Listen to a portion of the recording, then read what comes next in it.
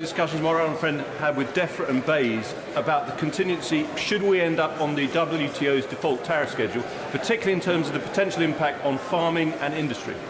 Strong question. I certainly discuss these matters regularly with both the Secretaries of State that my honourable friend has mentioned, and I'm afraid there's no getting away from the fact that to go to WTO tariffs would impose very considerable additional costs upon our dairy and meat and livestock exporters and upon our vehicle manufacturers. That is another reason why this House should back the deal that is on the table and not let us be sucked into the damage that a no-deal exit would bring. Mr. Trickett.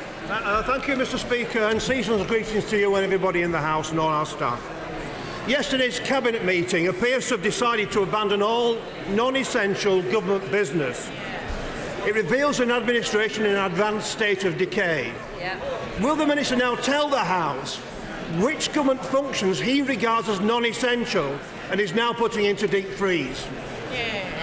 We've taken no decisions to put anything into deep freeze, Mr. Speaker. What we are engaged on is prudent contingency planning so that we are prepared against all eventualities. And I'm afraid the right honourable gentleman, yet again, has ducked the opportunity to say what the opposition's preferred outcome is if they object to the deal that is on the table. Andrea Jenkins. Thank you, Mr. Speaker.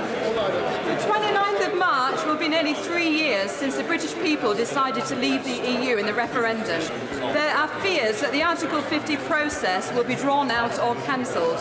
In this context, does my right honourable friend agree with me that democracy delayed is democracy denied?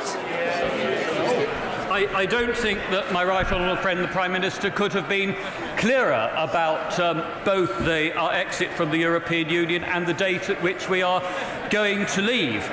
It is important that we leave, but do so in a way that protects jobs, investment and living standards in this country. That is why this House has the responsibility to agree to a deal and not go into a no-deal exit. Bambos Charalambos.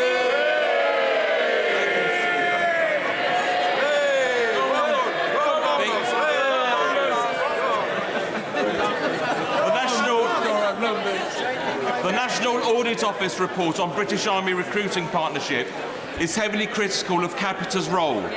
It takes up to 321 days to complete the Army recruitment process, and Capita is being paid an extra £182 million, despite missing the British Army's targets every year since 2013.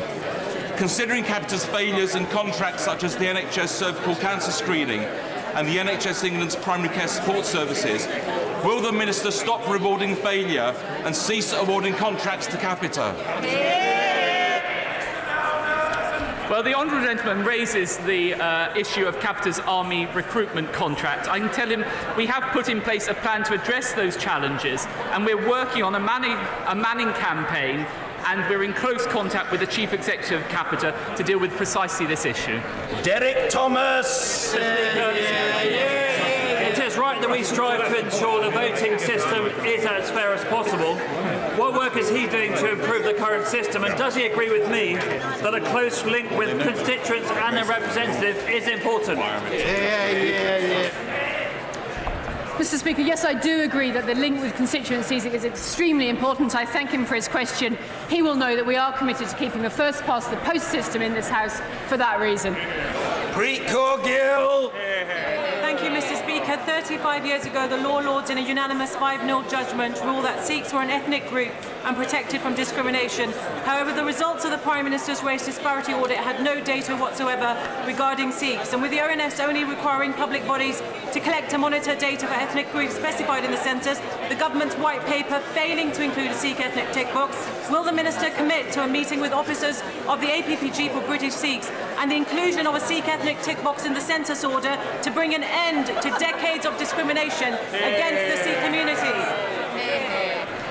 Mr. Speaker, I'm very happy to meet the Honourable Lady and her colleagues. I know that the independent ONS, whose decisions these are, have written to the APPG in some detail, and I know they will also be listening very carefully to the question that's been put today and will endeavour to answer it. Greg Hands. Thank you, Mr. Speaker. Is the government still committed to abolishing the insidious 15-year rule on British expats abroad from voting in UK elections? Yes.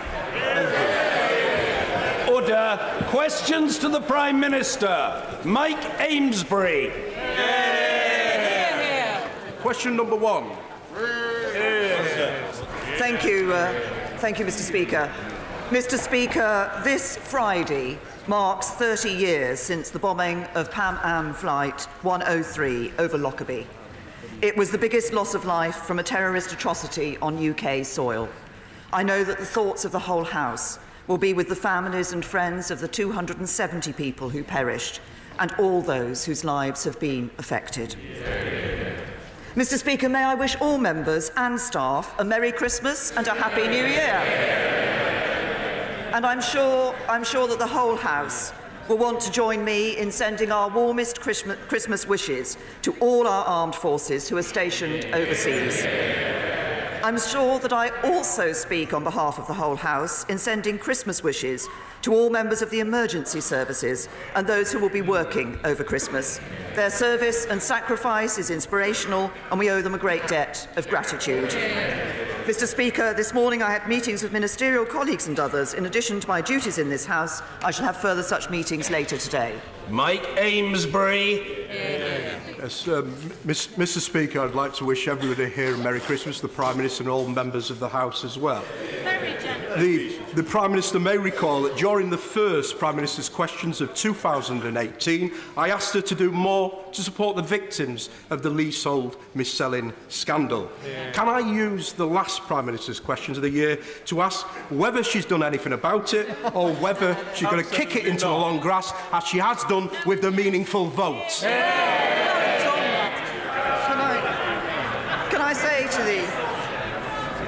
Can I say to the honourable gentleman that we have, in fact, been taking action in relation to leaseholds, because we want to make sure that the leasehold system is fair and transparent to the consumer, so their home truly feels like their own.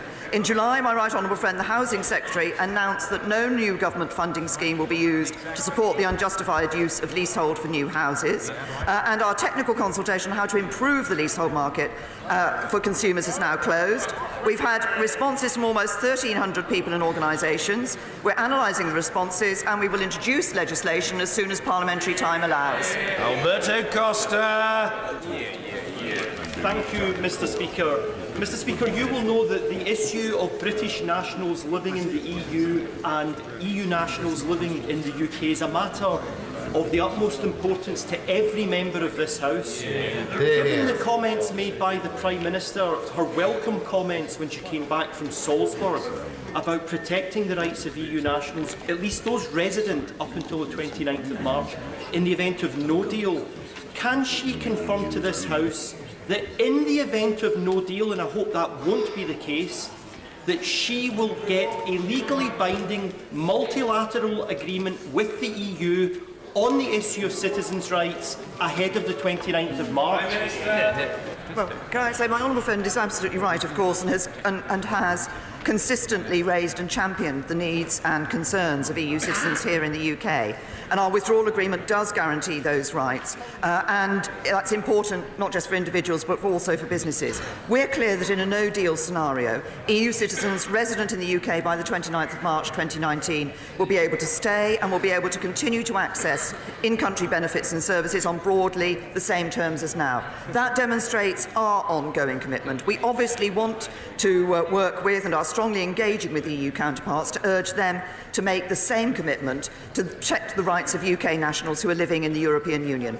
We've been clear about the rights of EU nationals here in a no-deal scenario. We want the EU to do the same for UK citizens living in the 27. Jeremy Corbyn.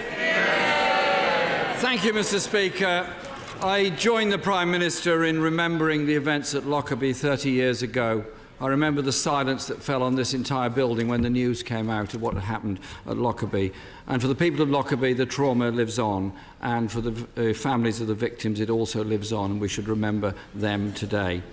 Mr. Speaker, can I also take this opportunity to wish you and all members of the House and everyone around our country a very happy Christmas, and particularly to those that have to work over Christmas, and of course our armed services that will also be on duty over the Christmas period, and all the best for a peaceful and welcome 2019.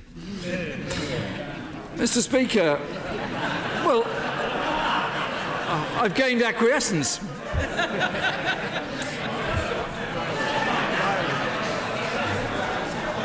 My Christmas good wishes do extend to everyone over there as well. However, until then, Mr. Speaker, I just have to say this. The Prime Minister has plunged this country into a national crisis. She refused Parliament the right to vote on her Brexit deal. She said that she did that to seek further assurances. She failed. She's now claiming that she is still seeking further assurances, while all the time running down the clock on the alternatives. So can the Prime Minister explain to us when the European Council will meet to approve the changes that they have already ruled out? Can I say to the Right Honourable Gentleman, we are indeed still working with the European Union. We have discussions with the European Union to seek those assurances that this House wanted us to seek. Can I just correct the Right Honourable Gentleman on one particular point? He referenced the issue of the meaningful vote. We will have that meaningful vote here in the House. I set out earlier this week, well, there's absolutely no point in members on the other side of the House shouting out when, because I set out in the statement on Monday when that will take place. But can I just say to the Right Honourable Gentleman, week after week he has stood here on this issue and talked about what he's against. He never says what he's for.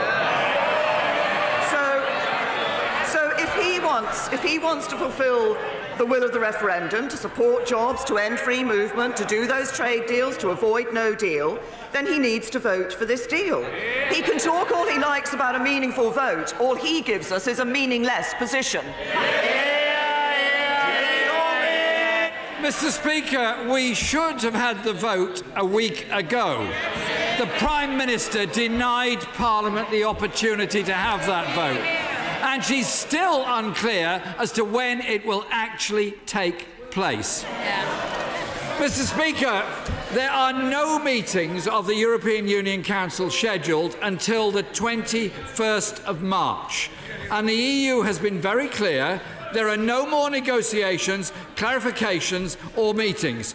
She will be bringing back the same deal she pulled last week. It's intolerable situation, and she's simply playing for time.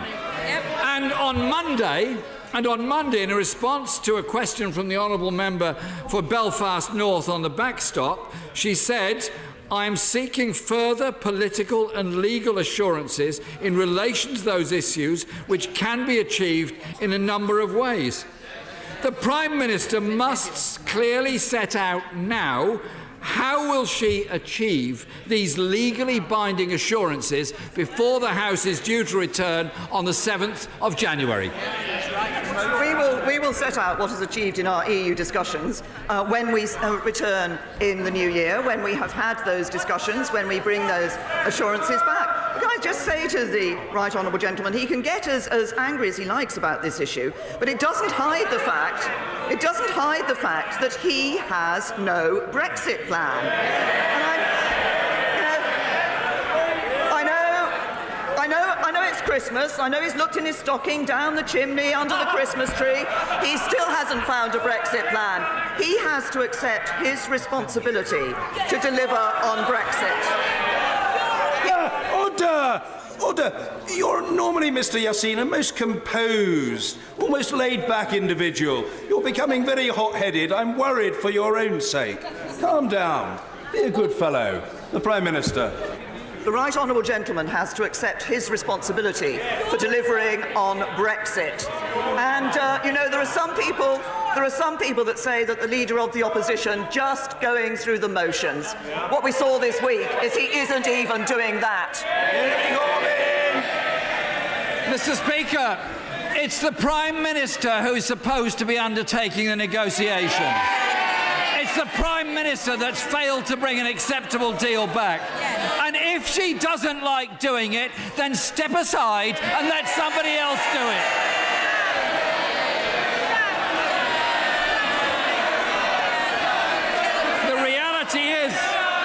The reality is, Mr. Speaker, that she is stalling for... Order. I made it clear that the Prime Minister must not be shouted down.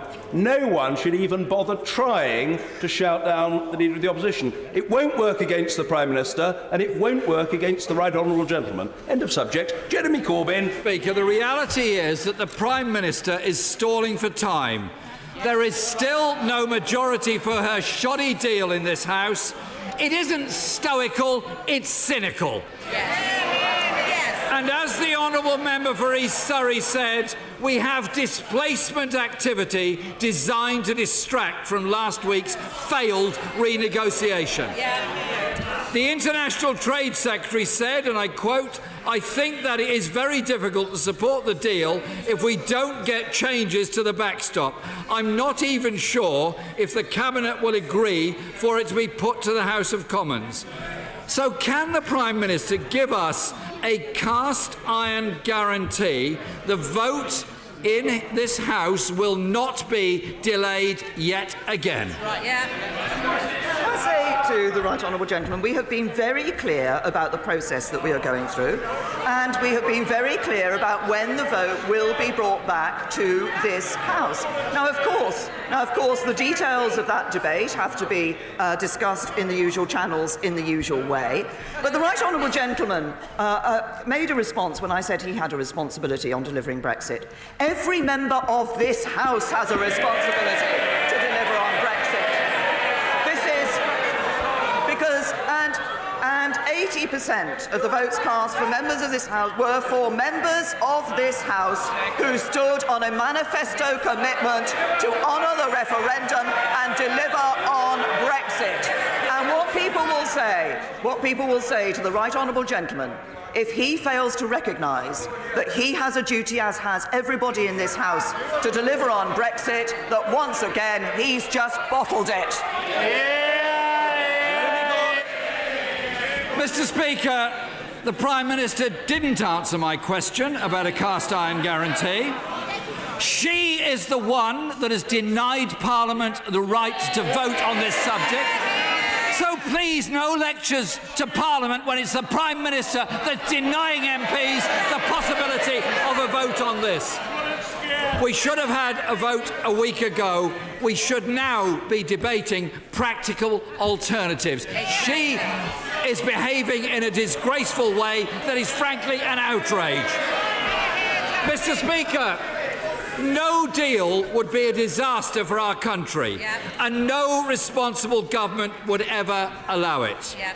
Just 2 weeks ago, the Chancellor said preparations for leaving with no deal could not be done in a matter of months. They would take years to complete.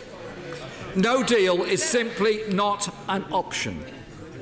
So why doesn't the Prime Minister stop the pretence and stop wasting £4 billion in a cynical attempt to drive her deeply damaging deal through this House? If the Right Honourable Gentleman doesn't want to see money being spent on no deal, he's got an easy answer. Vote for this deal.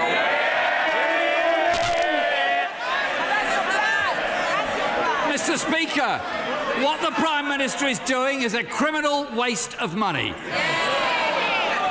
She is recklessly running down the... Order. In this House of Commons, where we're supposed to try to treat each other with respect, no one under any circumstances, is going to be shouted down. So stop the attempted shouting down on both sides, abandon the juvenile finger-wagging which achieves precisely nothing, and let each other be heard. It's called the assertion of democratic principle. Jeremy Corbyn. Thank you, Mr. Speaker. The Prime Minister is recklessly running down the clock, all in a shameful attempt to make her own bad deal look like the lesser of two evils. With rising crime, 20,000 fewer police on our streets, 100,000 vacancies in our National Health Service, and the worst performance for any November on record last month, how can the Prime Minister justify wasting that money on no deal that cannot and will not happen? I say to the right honourable gentleman that until a deal has been ratified, it is the responsible position of government, and would be the responsible position of any government to put in place contingency arrangements for no deal. But I repeat to him, if he wants to ensure that we leave the European Union with a deal, then he has to put into practice what he's saying and actually vote for a deal. And he talks, yet again, he talks about issues like the question of the number of police officers and money going into the police. We put extra money, they've made extra money available to the police this year. We made extra money available to the police, and what did the Labour Party do? They voted against it.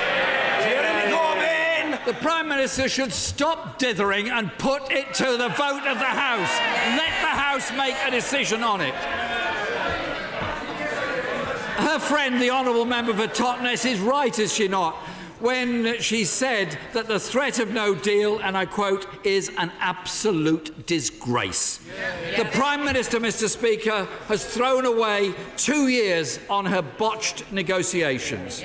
She's now recklessly wasting £4 billion of public money. She's holding Parliament and the country to ransom. She is irresponsibly risking jobs, investment and our industries. There have been no changes, so she must put her deal to the vote. Parliament must take back control. There is no majority in this House for no deal, Mr. Speaker. Isn't this just a deeply cynical manoeuvre from a failing and utterly reckless Prime Minister? To say to the right honourable gentleman, it's a bit rich him standing here and talking about dithering. Let's see what the Labour Party did this week. They said they would call a vote of no confidence. Then they said they wouldn't. Then he said he would. Then it wasn't effective. I know it's Christmas. I know it's Christmas. Order! Members must not shout at the Prime Minister. Order! Calm yourselves. Try to get into the Christmas spirit. Or if you can't do that, at least listen to the Prime Minister. Thank you, Mr. Speaker. They said they'd put down a vote of no confidence. Then they said they wouldn't. Then they said they would. Then they did it, but it wasn't effective. I know it's the Christmas season and the pantomime season, but what do we see from the Labour front bench and the right honourable gentleman? He's going to put a confidence vote. Oh, yes, he is. Oh, no, he isn't. I've got some news for him. I've got some advice for the right honourable gentleman. Look behind you. They're not impressed, and neither's the country.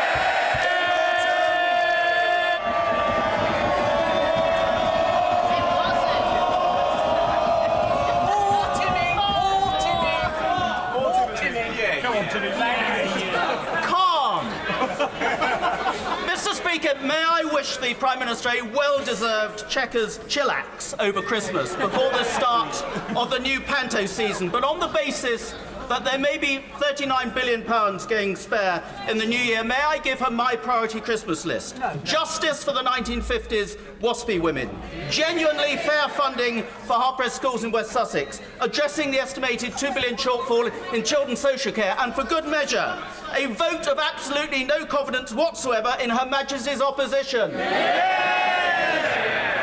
Can can I thank my honourable friend for his good wishes. In fact, actually, I won't be at Chequers at Christmas, but I will take his good wishes to apply wherever I am at Christmas. Can I say to the honourable gentleman that, as he will know, obviously we are putting more money into social care and more money into the various issues that he, I know, is concerned about. But I do agree with him that I think if there is any vote of no confidence in this House, it should be with the Leader of the Opposition. Blackford! Thank you, Mr. Speaker. Can I associate myself with the remarks of the Prime Minister on the atrocity of Lockerbie? And can I wish you and everyone a Merry Christmas, a time to be spending it with friends and family. I look forward to spending it on the Isle of Skye. Mr. Speaker, the British Chamber of Commerce, the CBI, the EEF, the Federation of Small Business and the Institute of Directors, they represent hundreds of thousands of businesses, and today they have said their members are watching in horror at the actions of this government. Watching in horror, Mr. Speaker. This Prime Minister and the Conservative Party are not fit for government. With 100 days left on the clock, this government has failed businesses. It has failed members of this House, and it has failed citizens right across the UK. Will the Prime Minister move aside and put a vote to the people? Can I say to the right honourable gentleman, first of all, actually, I think what is causing concern for businesses is the fact that Parliament has not been able to come to a decision because people...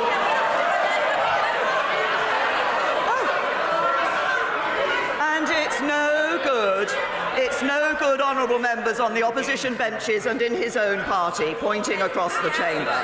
They have a responsibility to deliver on Brexit for the British people as well, and it's high time they took that responsibility seriously.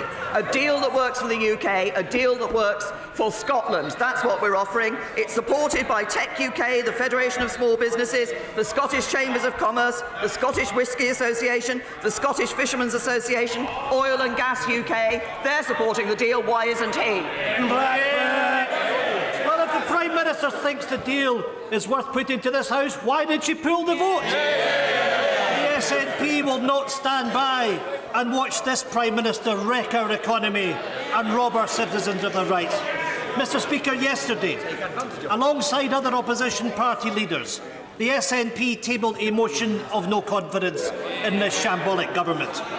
When the official opposition fails to step up, the real opposition to this Tory government will step in. The Prime Minister is now running scared and denying to give time to our motion for fear of the result. Prime Minister, are you so frightened of defeat that she will deny the Parliament another vote? Can I say to the right honourable gentleman, we've been clear that Parliament will have a vote, a meaningful vote on the deal. We have set out when that will be. But he talks about the questions of dealing with the Scottish economy. If he's concerned about the Scottish economy, why is it that the Scottish Government has taken measures that mean that people earning £27,000 or more in Scotland will be paying more tax than in the rest of the UK? That isn't good for the Scottish economy, and it isn't good for the people concerned. The Prime Minister was completely correct to castigate the party opposite for their deeply flawed plan to snatch shares in private companies. So will she join me in also condemning the South African Parliament, who are currently taking powers to seize land from their own citizens without compensation and solely based on the colour of their skin? Mr. Speaker, this is not only wrong, it is also risking putting another African country from a bread basket into a basket case. Well, can I say to my honourable friend that I recognise the concern that he's expressed about this issue. It was an issue, the question of land reform was one which I raised with President Ramaphosa when I visited South Africa in August. We recognise the concern there is and the need there is for land reform. But President Ramaphosa has consistently stated that violent and illegal land seizures will not be tolerated, and he's also consistently said that the process should be orderly within South African laws and taking into consideration both the social and economic impact. We want to see a process that is fair and a process that, while it recognises the need to deliver on land reform, does that in a way that is fair to all South African citizens. Graham Morris. Thank you. It's only a few short months since the Prime Minister promised us an end to austerity. So why, at a time when demands on council resources in deprived areas like mine are increasing and indeed health inequalities are widening, does the Prime Minister believe that it's right to cut the public health budget for County Durham by £19 million and increase the public health budget in affluent Surrey by £14 million? Can I say to the honourable gentleman that obviously there are funding arrangements that apply across in terms of the decisions in relation to these sums of money. But he talks about disparities that occur. Of course, funding per dwelling for the local authority in Durham is more than it is in other areas. Like, it's more than it is in my Maidenhead constituency. So there are proper ways of looking at these issues. There are proper ways of looking at these issues and ensuring, as we are, by putting more money into our local authorities, that the money is there for local authorities to do the job that they need to do. Kevin Hollinrake. Thank you, Mr. Speaker. Senior managers at Lloyds and HBOS were convicted of a disgraceful fraud against their own business customers. Now there is compelling evidence of a cover-up at the highest level, including a recent admission of the disgraceful mistreatment of a whistleblower. And this week, the compensation scheme for victims was described by the QC, Jonathan Laidlaw, as partial to the bank's interests. Does my right honourable friend agree that the Chief Executive, Antonio Horta Osorio, should now consider his position, and also that the compensation scheme should be replaced by an independent process of arbitration? Well, can I first of all say to my honourable friend that this is an important issue he's raised, and I know he has consistently campaigned on this, and he's, I understand, raised this yesterday in a debate in Westminster Hall. The events, as he has said in his question, the events at HBOS Reading, at that branch, constituted criminal activity, and it's right that those responsible were brought to justice.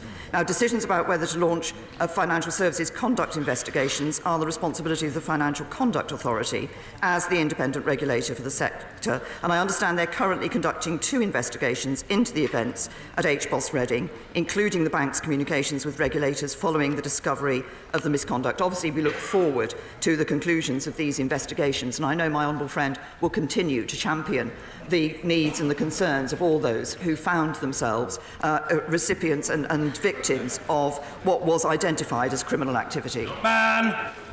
For almost 400 years, this country, almost uniquely in the world, has been a place of safety and security, and a place where Jewish communities have thrived. 2018, many in the Jewish community are questioning whether this will be the case into the future, and a disturbingly large number of young Jewish people are questioning whether they should remain in this country.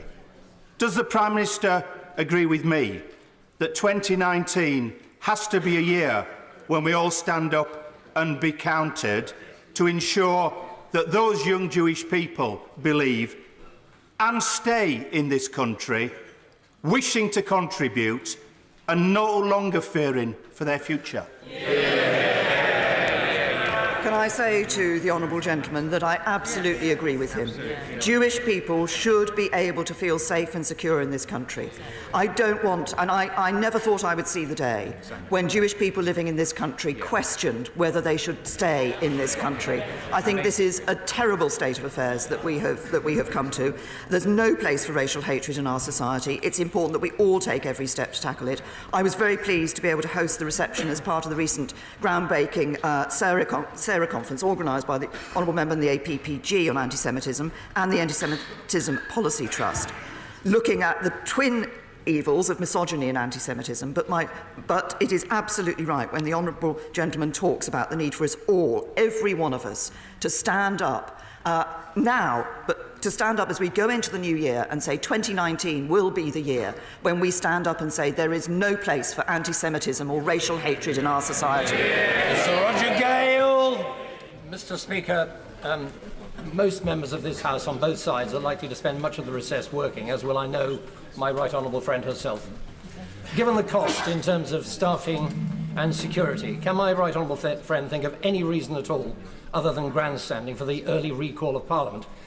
And will she, with our good wishes, continue her endeavours to seek a solution to what we all know is a very intractable problem?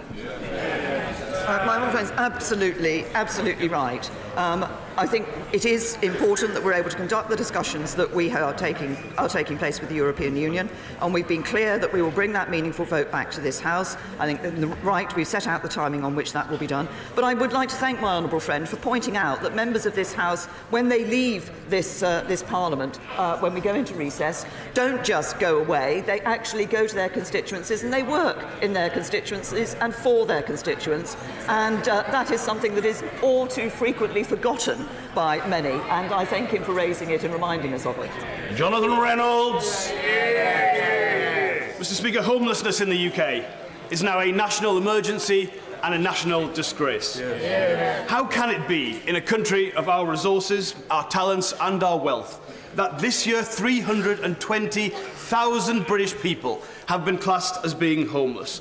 Don't listen to your ministers, Prime Minister. You only need to go to any British city centre this Christmas to see just how bad this problem has become since 2010. Whatever the government thinks it's doing, it's not enough. So, Prime Minister, please, will you try and do better next year? To the honourable gentleman, first of all, I think in the way he put his question, he's confusing or putting together homelessness and rough sleeping. These are different issues, but there are nobody should have to sleep rough on the streets of this country. That is why we are taking action against it. But he raises the wider issue of homelessness. Why is it that we have this wider issue? It is because governments, year after year, fail to build enough homes in this country. We need to ensure we are building those homes. That's what this government is doing. Last year, we saw the number of homes being built at the highest level for any but one of the last 31 years. And if he wants to ensure that there is a variety of housing available to people in this country, it is this government that has ensured that councils can borrow more to build more houses. And what did he and the Labour Party do? They voted against it.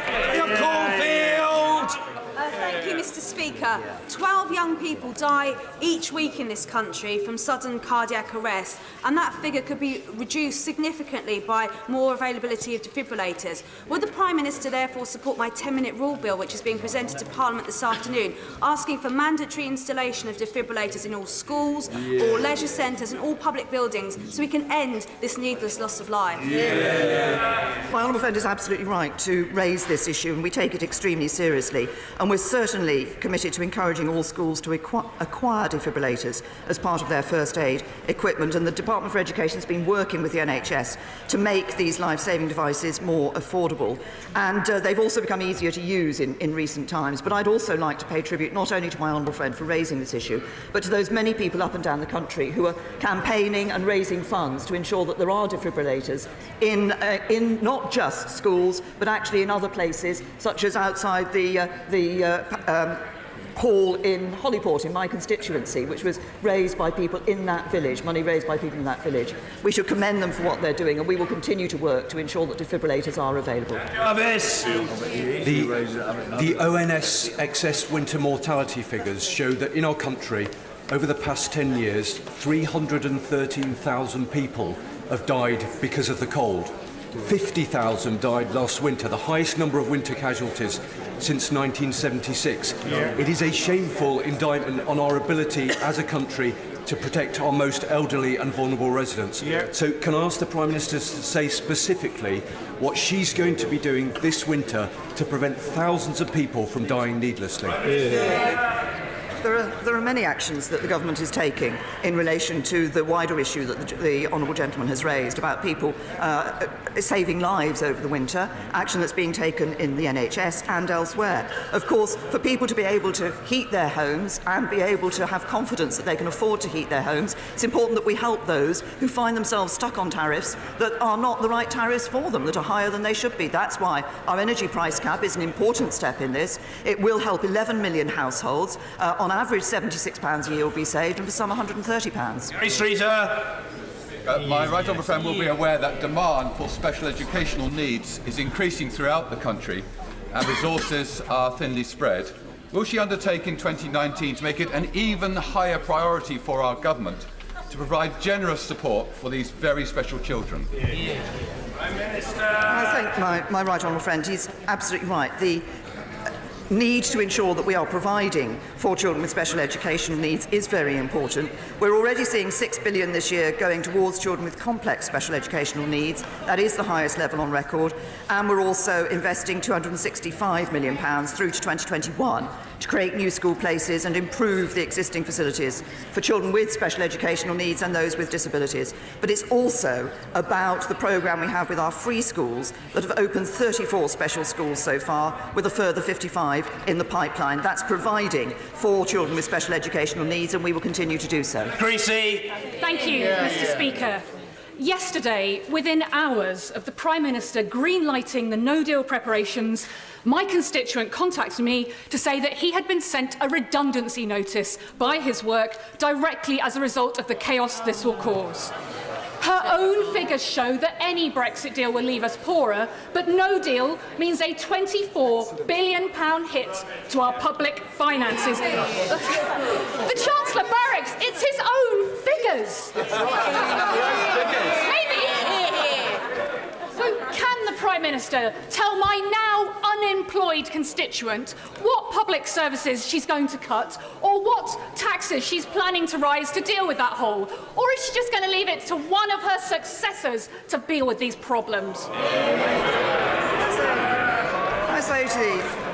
I say to the Honourable Lady, while the government is making contingency arrangements for no deal, of course what the government is working for is to get the agreement on the deal that has been negotiated with the European Union, such that we leave with a good deal for the United Kingdom that ensures that jobs are increased in this country as they have been over the last 8 years under a Conservative government. Dr. Sarah Wollaston. Will the Prime Minister join me in thanking all NHS, social care and emergency services who will be working over Christmas and the New Year? Imagine how many more of them could be employed if we weren't hemorrhaging billions preparing for a disastrous no deal.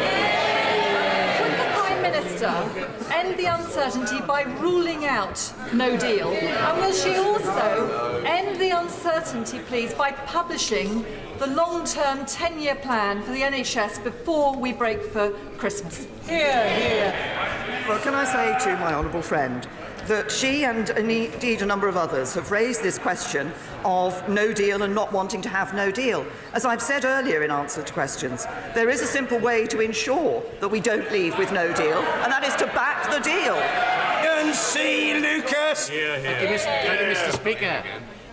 Motor neuron disease is terminal, but under this government, people who are diagnosed with this dreadful disease have to prove that they have a reasonable expectation of death within 6 months, or go through a process of assessment.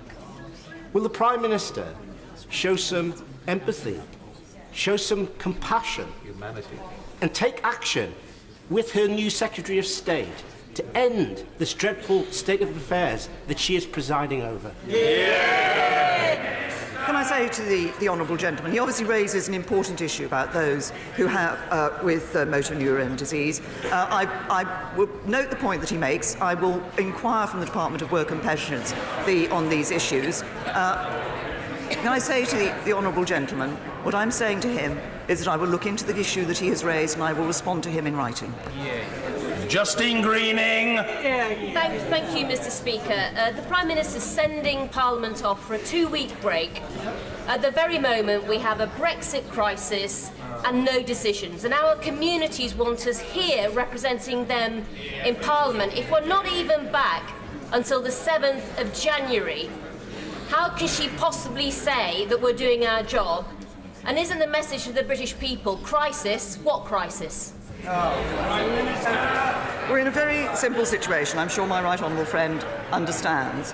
Parliament, members across this House raised some concerns in relation to, specifically in relation to the Northern Ireland backstop in the withdrawal agreement. We are having further discussions with the European Union on that matter to achieve the assurances, as I've said, political and legal assurances that will assuage those concerns, and then we will bring the vote back to this House. Chris Elmore. As the Home Secretary will not answer a rather straightforward question, yes or no, is it the Prime Minister's intention that her government will still reduce immigration to the tens of thousands? Yes. Dame Caroline Spellman! Merry Christmas. Mr. Speaker,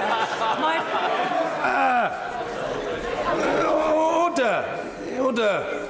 A bit of hush for a Midlands dame. Dame Caroline Spellman. Thank you, Mr. Speaker. My right honourable friend was sent a letter on a cross-party basis from those of us who have manufacturing workers and those who support them, who are deeply concerned about the impact of Brexit on their jobs.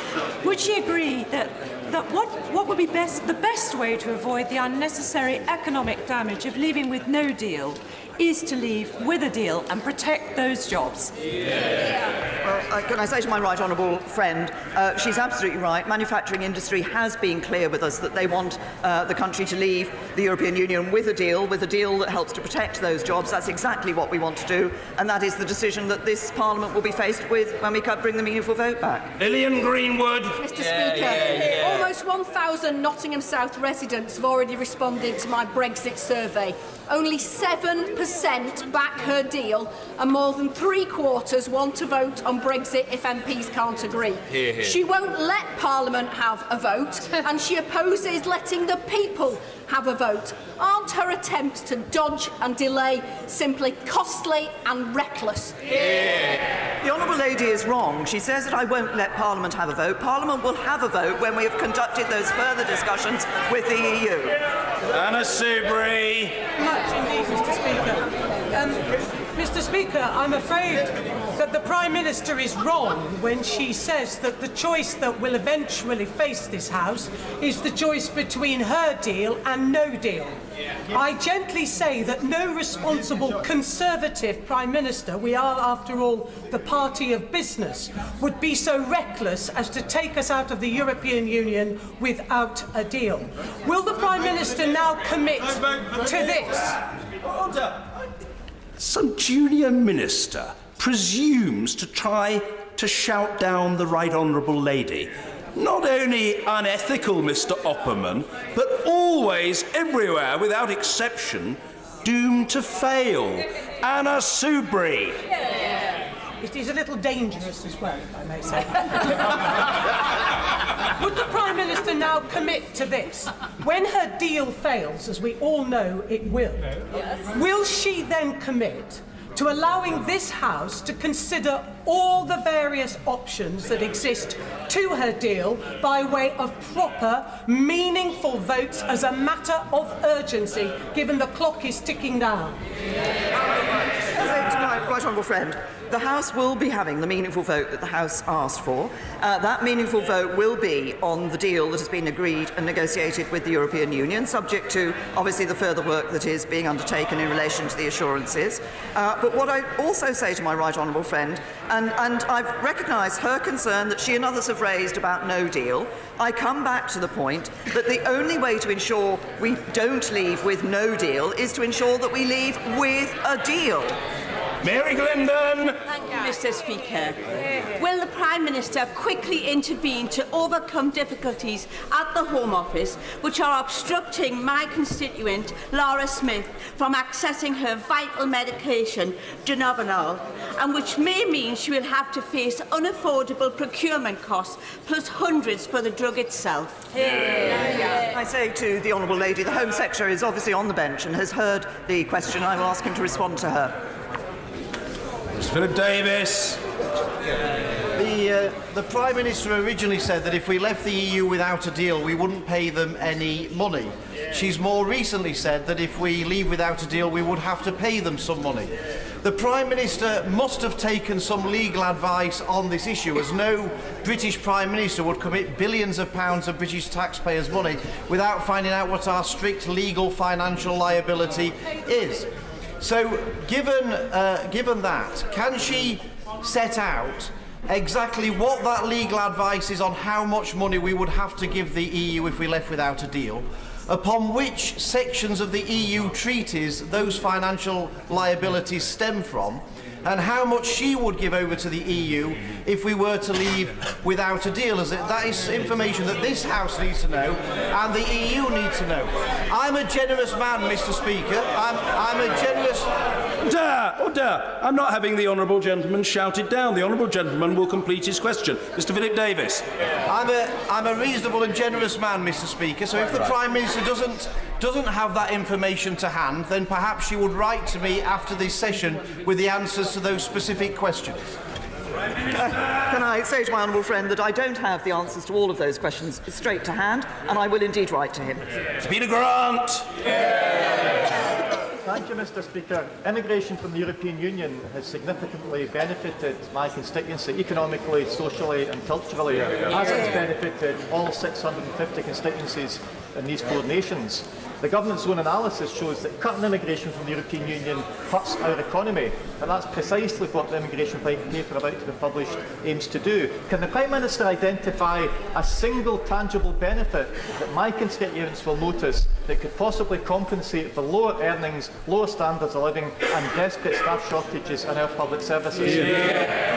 Can I suggest to the honourable gentleman that he looks actually at previous research that has been done by the Migration Advisory Committee, which shows that in certain economic circumstances and the numbers of people coming to the United Kingdom from the European Union and overall migration into the United Kingdom did have an effect on people here already resident in the United Kingdom and their ability to get into the jobs market. Paul Scully! Mr. Speaker, you helpfully circulated an update on the behaviour in this place. Now, this year, when we've been celebrating 100 years of women getting the vote, do you think it's appropriate language, can I ask my right honourable friend, to call people as stupid women in this chamber?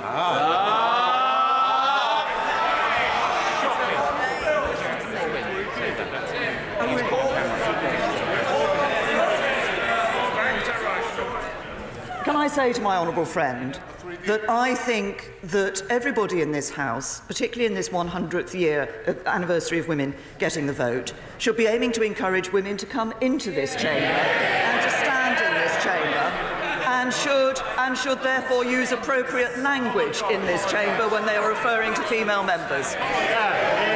Mr. Nigel Dodds. Thank you, Mr. Speaker. Can I join with others in wishing everybody a very happy Christmas and a peaceful New Year?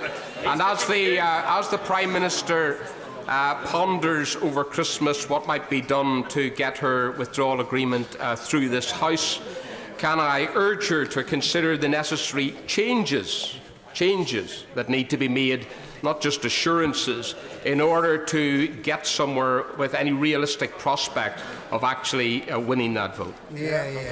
I hope the right honourable gentleman will forgive me if I say I will like to give him the reassurance that we will of course look at all the options that are available for dealing with the issues that have been raised.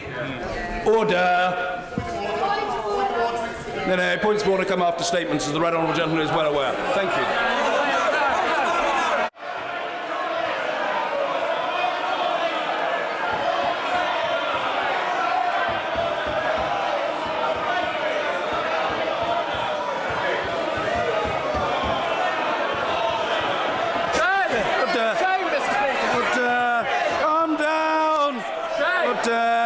Calm down. I don't need any advice from the honourable lady.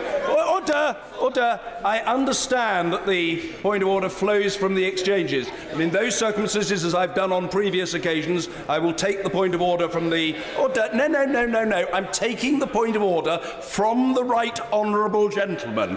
I will be the judge of these matters. Point of order, Sir Patrick McLaughlin. Mr. Speaker, you may not have seen during the exchanges in Prime Minister's questions that when the Leader of the Opposition sat down, he muttered words which were quite clearly visible, accusing the Prime Minister of being a stupid woman.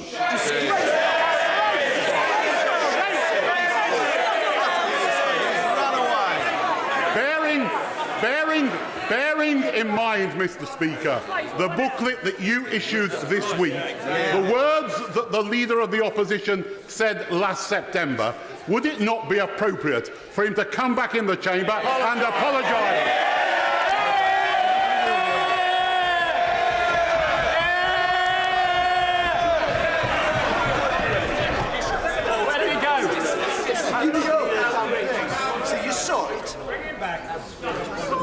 I'm pleased to respond to the Right Honourable Gentleman's point of order. As he rightly surmised at the start of it, I saw no such thing. I am not making an allegation, and I am not denying or seeking to refute that of the Right Honourable Gentleman. I cannot be expected to pronounce upon that which I did not see and which was not witnessed by my advisers and which I did not hear and which was not witnessed by my advisers. Order, I don't need any advice in how to respond to a point of order from the Right Honourable Gentleman, which is what I'm doing. What I say in response, with all courtesy to the Right Honourable Gentleman, who's perfectly entitled to have raised that point of order, is that it is incumbent upon all members of this House to operate in accordance with its best conventions and to follow the conventions and courtesies. If a member has failed to do so, that member has a responsibility to apologise. He is quite right to say that. What he cannot, and I'm sure does not expect me to do, is to pronounce a verdict in a circumstance which I did not witness, either in terms of seeing anything or of hearing anything, and neither did my advisers. And I will leave it there. And it's perfectly... Order. It is perfectly proper that the Right Honourable Gentleman raise the matter. I have responded to it, and there can be no further to that point of order, because I have... There can be no further to that point of order on that matter, for the simple reason, as he acknowledges with his nod of assent, that he's raised it with me and I have responded to it. Point of order, Mr. Speaker. Is it on an unrelated matter? No, I've already... All right. I'm not going to take lectures from members. I will take... It is normal convention in this place that when a matter has been addressed, again, part of the conventions and courtesies of this House, that people recognise that you don't have repeat points of order on exactly the...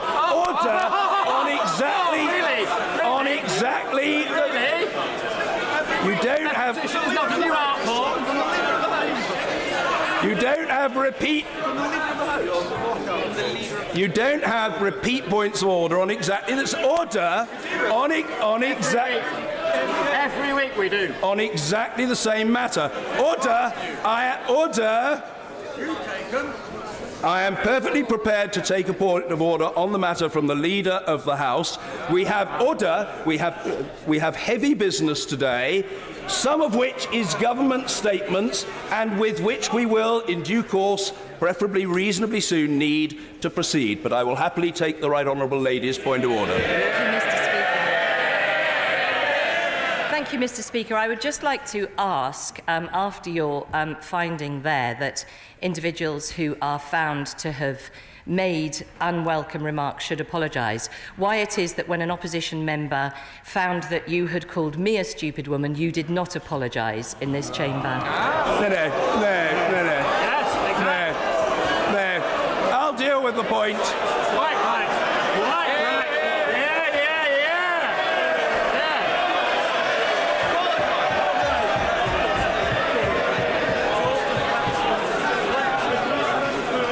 I dealt with that matter months ago in remarks that I made to the House of Commons, to which the Right Honourable Lady in our various meetings since has made no reference, and which requires from the Chair today no elaboration whatsoever. She's asked the question. I dealt with it months ago. I've reiterated the rationale for the way in which I responded. The matter has been treated of, and I am leaving it there.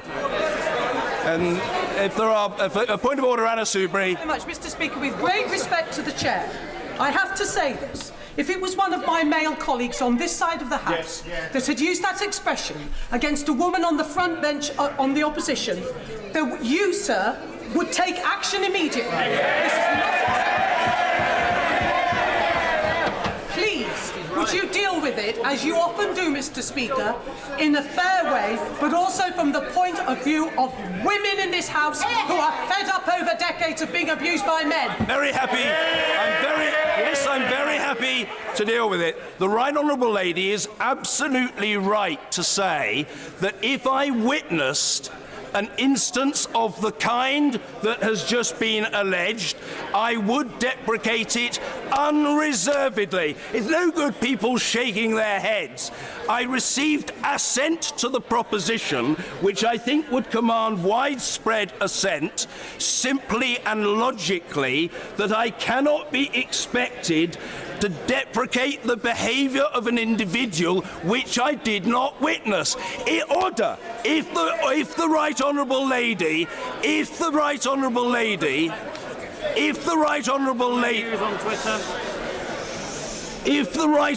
Lady is asking me whether I deprecate without reservation the use of such language, yes, obviously, absolutely I do, without any hesitation. But I cannot be expected to pronounce judgment in a particular case on a given individual when I wasn't privy to the circumstances. But if she's asking me, is that language unacceptable? It is.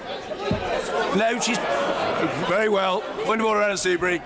If I and other colleagues, who I can see the phones, clearly the evidence exists. If we bring it to you within the next, 2 minutes, would you then, Mr. Speaker, take action? Because again, I make the point, if it was a male on this side, I think you would against a woman on the other side. The answer is that forgive me, but it is incumbent upon a member who has erred, who has used inappropriate language and behaved improperly, to come to the House, to come to the House. It is incumbent upon that person, to recognise the misconduct and to apologise for it. If members produce what they regard as evidence, of course it is order. If members produce what they regard as evidence, it is order. If members produce what they... I'm in the middle of... No, what I say to the honourable gentleman, the member for Braintree, is please have the courtesy to allow me to respond to the Right Honourable Lady's point of order.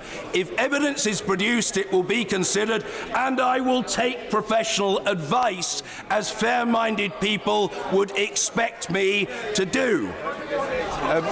Point of order, Vicky Ford.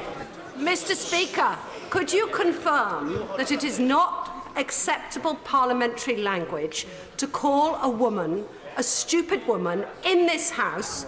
And as regards the point of order from the Leader of the House, may I add the words, me too? The answer is, I've already made the response to that point perfectly clear. So, forgive me, I treat the Honourable Lady with courtesy and respect, and she's perfectly entitled to raise a point of order. But of that point, I have already treated. Point of order, James Cleverly. In the leaflet you distributed, you make the point, very rightly, that we are all honourable members. Our word is therefore evidence. I saw it, sir. I saw him say it. It's all I am not seeking to refute what the honourable gentleman is saying. I am simply saying I didn't witness it. The clerk of the House and the other clerks at the table didn't witness it, and I cannot be expected immediately, it's no good somebody waving something at me. I cannot be expected immediately to pronounce guilt or innocence. No, I can't be expected immediately to pronounce. I can't be expected. What I reiterate to the honourable,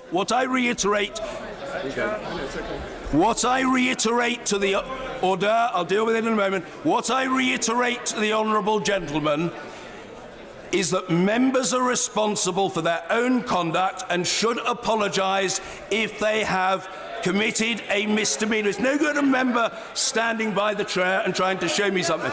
I would say,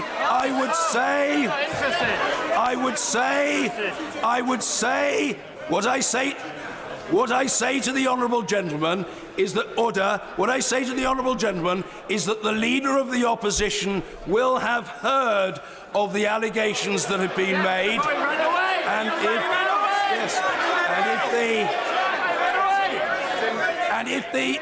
he will have heard the allegations, and if the right honourable gentleman, in the light of those, chose to come to the House and to respond, I'm sure that would be appreciated by the House.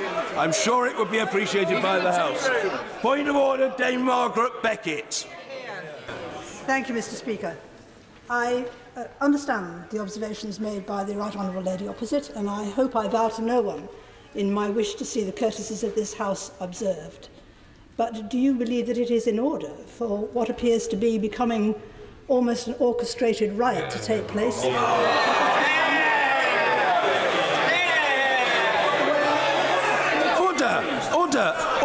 Order. No, I'm sorry. Honourable and right honourable members have raised points of order, and they have been heard and they have been answered. The notion that the right honourable lady stands to raise a point of order and is then shouted down is order. Don't know to me. That is exactly what an attempt was being made to achieve, and it's not going to work. Point of order, Dame Margaret Beckett. Certainly, Mr. Speaker, it does seem to me, and I have been in this House for some many years, that an attempt is presently being made to shout you down. There is much serious business before this House, and I would be astonished if a single one of our constituents does not view these scenes with utter contempt. Well, I thank the right honourable lady for what she has said. Yes, of course, I'll come to the other members. Point of order, Dr. Caroline Johnson. Thank you, Mr. Speaker. It's clear that this has raised some significant upset on certainly on our side, and I suspect in some of the women and ours. I said the issue of the Leader of the Opposition being alleged to have called someone a stupid woman, our Prime Minister of our country, a stupid woman, has clearly caused high feeling. It is also clear that many honourable and right honourable members have evidence to show you, and I'm really grateful that you're willing to look at that and then to take the advice that you need before coming back to the House. Can I ask within what time frame you expect to be able to do so? Yes, that's order. Order, that's a very reasonable point of order, and the answer is, I reiterate that I am happy to look at that evidence, if that evidence exists. Order, I don't need the honourable gentleman to chunter. I don't need the intervention of the honourable gentleman, which doesn't advance matters. What I say to the honourable lady with courtesy is that I've heard a point of order, I am willing to consider that evidence, and I would come back on the matter as advised by the clerk after the 2 statements to the House. That seems perfectly reasonable. We have 2 statements to follow. If the evidence exists, it can be looked at, and a response can be provided, and we can take the matter from there, but it can perfectly reasonably wait and should sensibly do so until the 2 statements have been delivered to the House and questioning has taken place on them. Point of order, Sir Oliver Heald.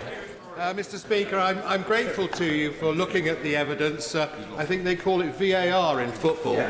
But when you come back, would it be possible for the House authorities to have contacted the office of the Leader of the Opposition to make sure that he's present to hear your ruling? Let's wait to see. If I have a ruling, it would be a great courtesy if the Leader of the Opposition were here, and I very much hope that he will be. And I note what the right honourable gentleman has said. Point of order, sir. Point of order, Dr. Stella Creasy. Thank you, Mr. Speaker. Calling anybody a stupid woman is not acceptable. Can I endorse the words of my honourable colleague opposite that also what is important if we want to encourage a wide range of people to get involved in politics, that we have cool heads, accessible processes and an honest way of proceeding, and that right now the most important thing for this House is to be able to go away, look at the evidence and get on with doing our job. So, Mr Speaker, please can you tell us how do we move on to the next bit of business? The answer is, I don't need the honourable gentleman continually ranting. It's order. Don't argue the toss with me, Mr Hoare. I will call the points of order when I'm... Order! I'll call them when I'm ready. What I say to the honourable lady is that the best way in which to proceed is to move to the statements, and I will treat of further points of order in the circumstances. Don't forget, I was not aware of this alleged evidence, and it has been brought to light by points of order. But the sooner the points of order come to an end, the sooner we can proceed with the next business of the House of Commons. A point of order. I will come to the honourable gentleman. Point of order, Mr. Simon Hoare. Thank you, Mr. Speaker. Mr. Speaker, you've used the word perfectly properly, evidence, on a number of occasions. Certainly, I think a number of us will have seen on a variety of Twitter feeds clips which anybody who has a basic lip-reading skill will understand what the Labour leader had to say about my right honourable friend, the Prime Minister. Sir, will you undertake to take into evidence things which people have tweeted out to show that? And No, I've got the point. Yeah. Come on, quickly. And indeed to take the footage taken by the officials of this place in terms of television. I don't honestly think that added much, frankly. I think the commitment was pretty clear. But yes, I'm very happy to provide the honourable gentleman the assurance that he seeks. Point of order, Mr. David Morris. Mr. Speaker, I've got the utmost respect for your position and the chair. If you look at what's been put forward in evidence and you come back with a judgment, would you please call the honourable gentleman back to the chamber so that we can hear the full evidence of what's been put forward? I think I rather indicated that I expected that to happen. So if the honourable gentleman seeks the assurance that I would expect the Leader of the Opposition to be here, the answer is yes. And I'm saving the right honourable gentleman up. It'd be a pity to squander him. Point of order, Bob Seeley. Thank you very much indeed, sir. When you have seen the video replay, and thank God for video replays, and you decide to come back to the House, sir, do you have the power to call the Leader of the Opposition back to make sure that he is here to face us? The short answer to the honourable gentleman is that technically I do not have that power, but I think it reasonable to suppose in the circumstances that the Leader of the Opposition would return to the chamber. I think that is an entirely reasonable assumption. It's not for me to get into that until the evidence has been assessed, but it is reasonable to suppose that the right honourable gentleman would return to the chamber. A point of order, Mr. Mark Francois. Thank you, Mr. Speaker. For the avoidance of doubt, I'm not taking part in an orchestrated riot, but I would like politely to ask a question. I think my right honourable friend was quite right. In these circumstances, you should consult the video referee. And I think you will find that the video evidence is overwhelming. Earlier, the honourable member for Bassett Law made a very powerful point at Prime Minister's questions about anti-Semitism. And there was a great hear around the chamber. And none of us, on any side of this House, would countenance an anti-Semitic statement, particularly made at the dispatch box of the Commons. If we're not going to have anti-Semitic statements, Mr. Speaker, we cannot have misogynistic statements either. I agree with the right honourable gentleman 100%. I agree with him for the avoidance of doubt and benefiting by repetition 100%. If we have concluded the points of order, of which it's pretty clear I have attempted to treat in detail, we come now to the first of the two ministerial statements. Statement the Secretary of State for the Home Department, Secretary Sajid Javid. With permission, Mr. Speaker, I would like to make a statement about the UK's future border and immigration system after we leave the EU. We all heard the public's concerns about immigration in the run-up to the EU referendum. These were concerns held by many voters on both sides of the debate. The result of that referendum was clear. The UK will be leaving the European Union on the 29th of March 2019. This means that we can end freedom of movement, so that for the first time in more than 40 years, we will be able to say who can and who cannot come into this country. This is a historic moment, but let's be clear. The United Kingdom has a proud history of being an open and welcoming nation, and this will not change. As a son of immigrant parents, I know full well the contribution they, like many other migrants, made to the community that I grew up in. We recognise and value the contribution of immigration and the contribution it has made to our society, our culture, our economy and our communities, and this cannot be overstressed. How it has helped to deliver, for example, vital public services. It has brought new perspectives, expertise and knowledge, stimulating growth and making us all more tolerant, outward-looking nation that we are today. Britain is going to stay open for business. We will continue to welcome talented people from every corner of the globe. And we have been very clear to the 3 million EU nationals already here. We value hugely the contribution that you have made to this country. Deal or no deal, we want you to stay and we will protect your rights. The future system is about making sure immigration works in the best interests of the UK. We are absolutely not closing our doors. We are simply making sure that we have control over who comes through them. Ensuring, as we committed to do in our manifesto, that we are able to bring annual net migration down to more sustainable levels. Today, Mr. Speaker, today we published a white paper setting out the government's proposals for doing this through a single, skills-based immigration system that will seize the unique opportunities enabled by the end of free movement.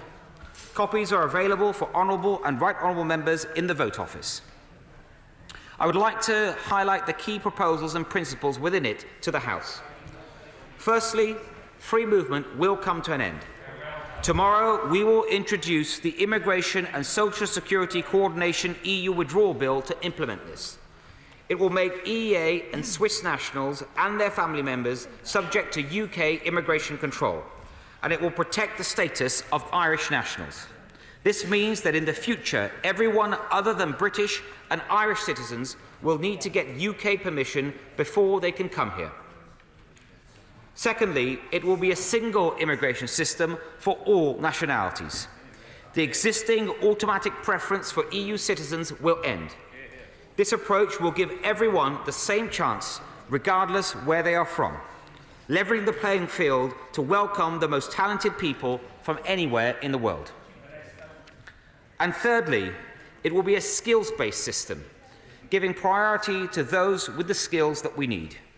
We are taking this approach to ensure that we can attract the brightest and the best people to the UK, those who will help our economy flourish. This follows advice that is being commissioned by the government from the Independent Migration Advisory Committee on the impact of European migration on the UK economy and society. We believe this is a fair and it will help drive up wages and productivity across our economy. Following these three principles, we are acting to make the future immigration system work. For those coming to our country, for businesses, for our public services and for the UK as a whole. Our approach will maintain protections for British workers while cutting bureaucracy. And fundamental to this will be a new route for skilled workers to ensure that employers can access the talent that they need to compete on the world stage. There will be no cap on numbers and no requirement for the highest skilled workers to undertake a resident labour market test, and there will be a minimum salary threshold. We are also creating a time-limited, short-term workers route to ensure businesses have the staff that they need to fill the jobs as they adapt to a new immigration system. We will ask the MAC to keep this scheme under review so that it ensures a smooth transition. This route will be open to seasonal and low-skilled workers, along with high-skilled workers who need to come to the UK for longer than the current business visitor visa rules allow. Those who arrive under this scheme will have no rights to access public funds, settle or to bring dependents. The White Paper sets out our initial proposals to allow these short-term workers to come to the UK for 12 months at a time, followed by a year-long cooling-off period to prevent long-term working. And we will be engaging extensively with businesses and with stakeholders on the length of the stay and the cooling-off period to make sure that we get this right. These proposals will give protection to British workers But we have recognised that immigration alone cannot be the solution, so we will continue as a government working in partnership with business to invest in and improve the productivity and skills of the UK workforce. Mr. Speaker, our world-class universities will also benefit from the proposed new system. There will be no limits on the number of international students who will come to and continue to encourage them to come and study here. And we will make it easier for graduates to stay and to work. This will widen the talent pool for businesses and boost economic growth. Our plans are about opening Britain up for business rather than creating new red tape. So the future immigration system will be quick and easy to use. We will introduce a streamlined application process for those that are visiting or coming to work or coming to study, and this will use the very latest technology. This will improve the experience visitors and travellers have when they are crossing the border. We will also make it possible for more people to use e-gates. At the same time, we will improve security at the border by introducing an electronic travel authorisation scheme and phasing out the use of insecure national identity cards. We are proposing a single skills-based immigration system that will be fit for the future, one that is flexible to accommodate the trade deals that we agree with the EU and with other countries. It will operate from 2021 and will be phased in to give individuals, businesses and the government the time that is needed to adapt.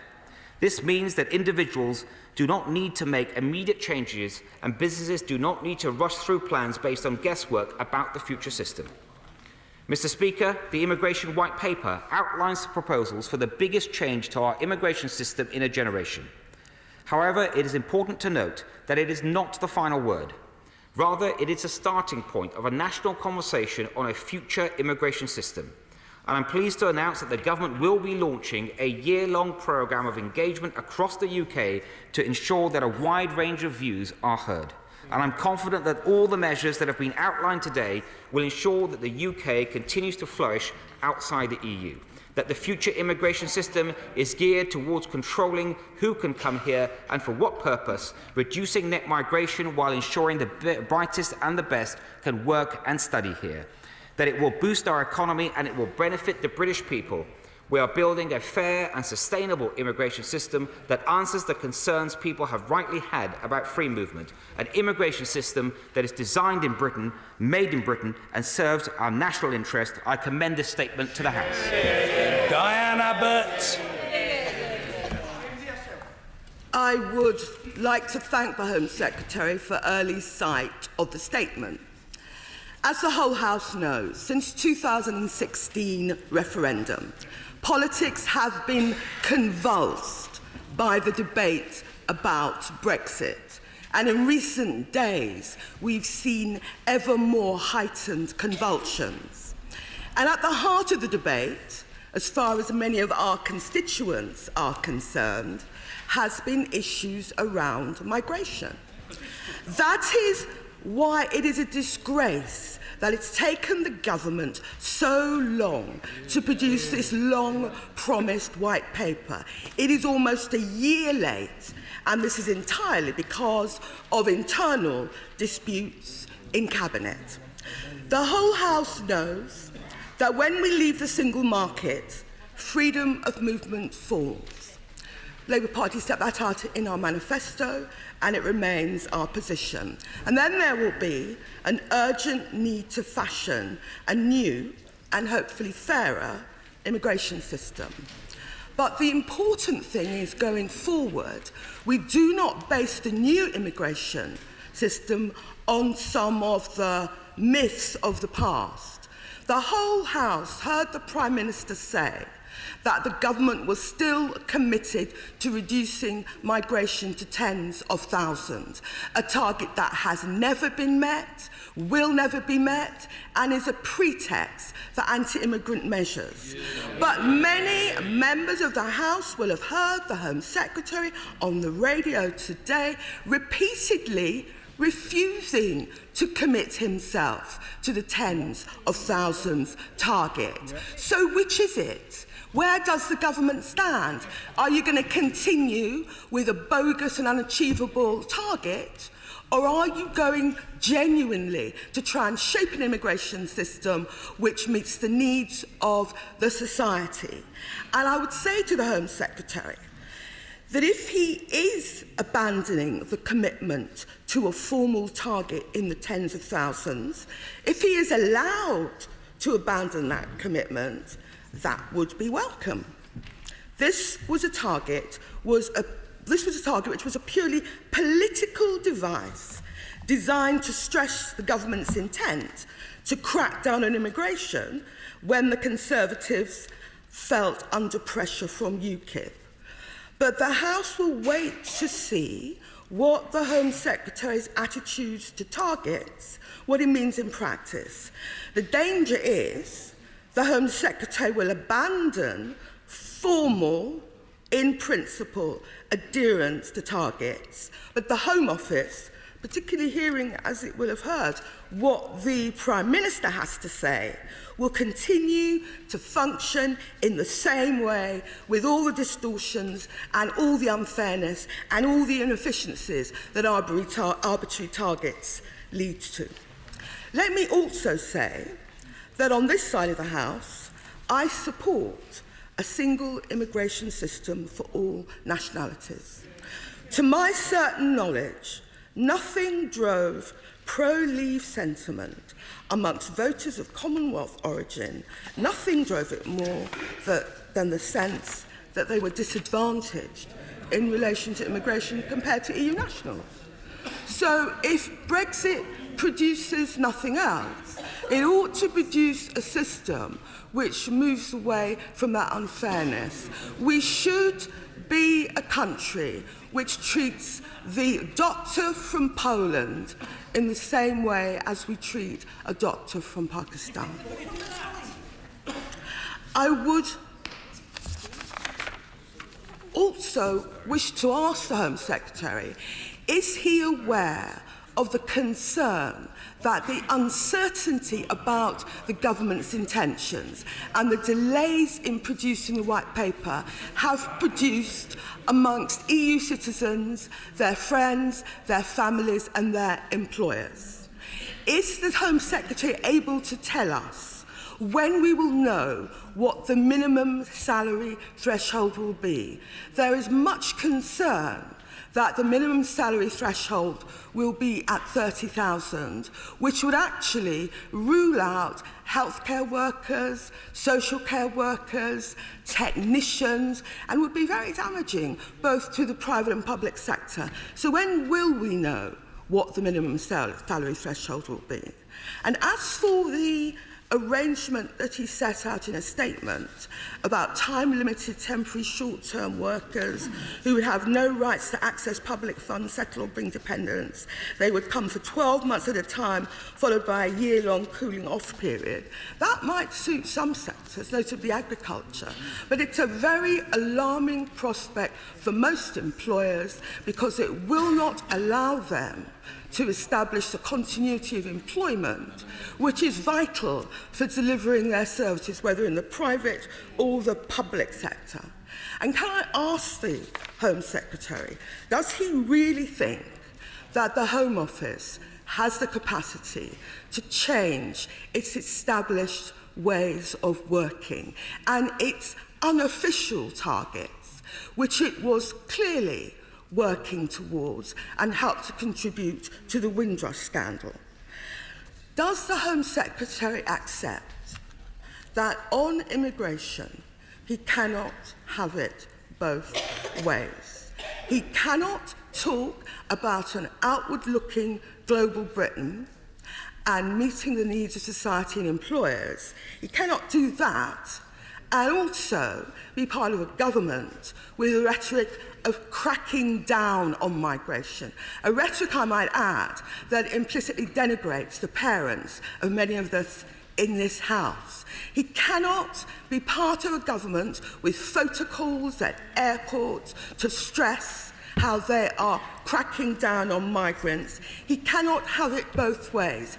If he wishes to speak for a government which is genuinely outward-looking, which is genuinely global in its outlook, he needs to move away definitively from that anti-migrant rhetoric. He needs to take steps to dismantle the hostile environment, much of which was implemented under this government. And ministers opposite can say that the Labour Party in government sometimes brought forward immigration legislation which was unfair and unsustainable. I should know I voted against all of it. But what we are... So, thank you. So please don't come to the dispatch box and make that point. So many of us on the front bench voted against those items of legislation again and again.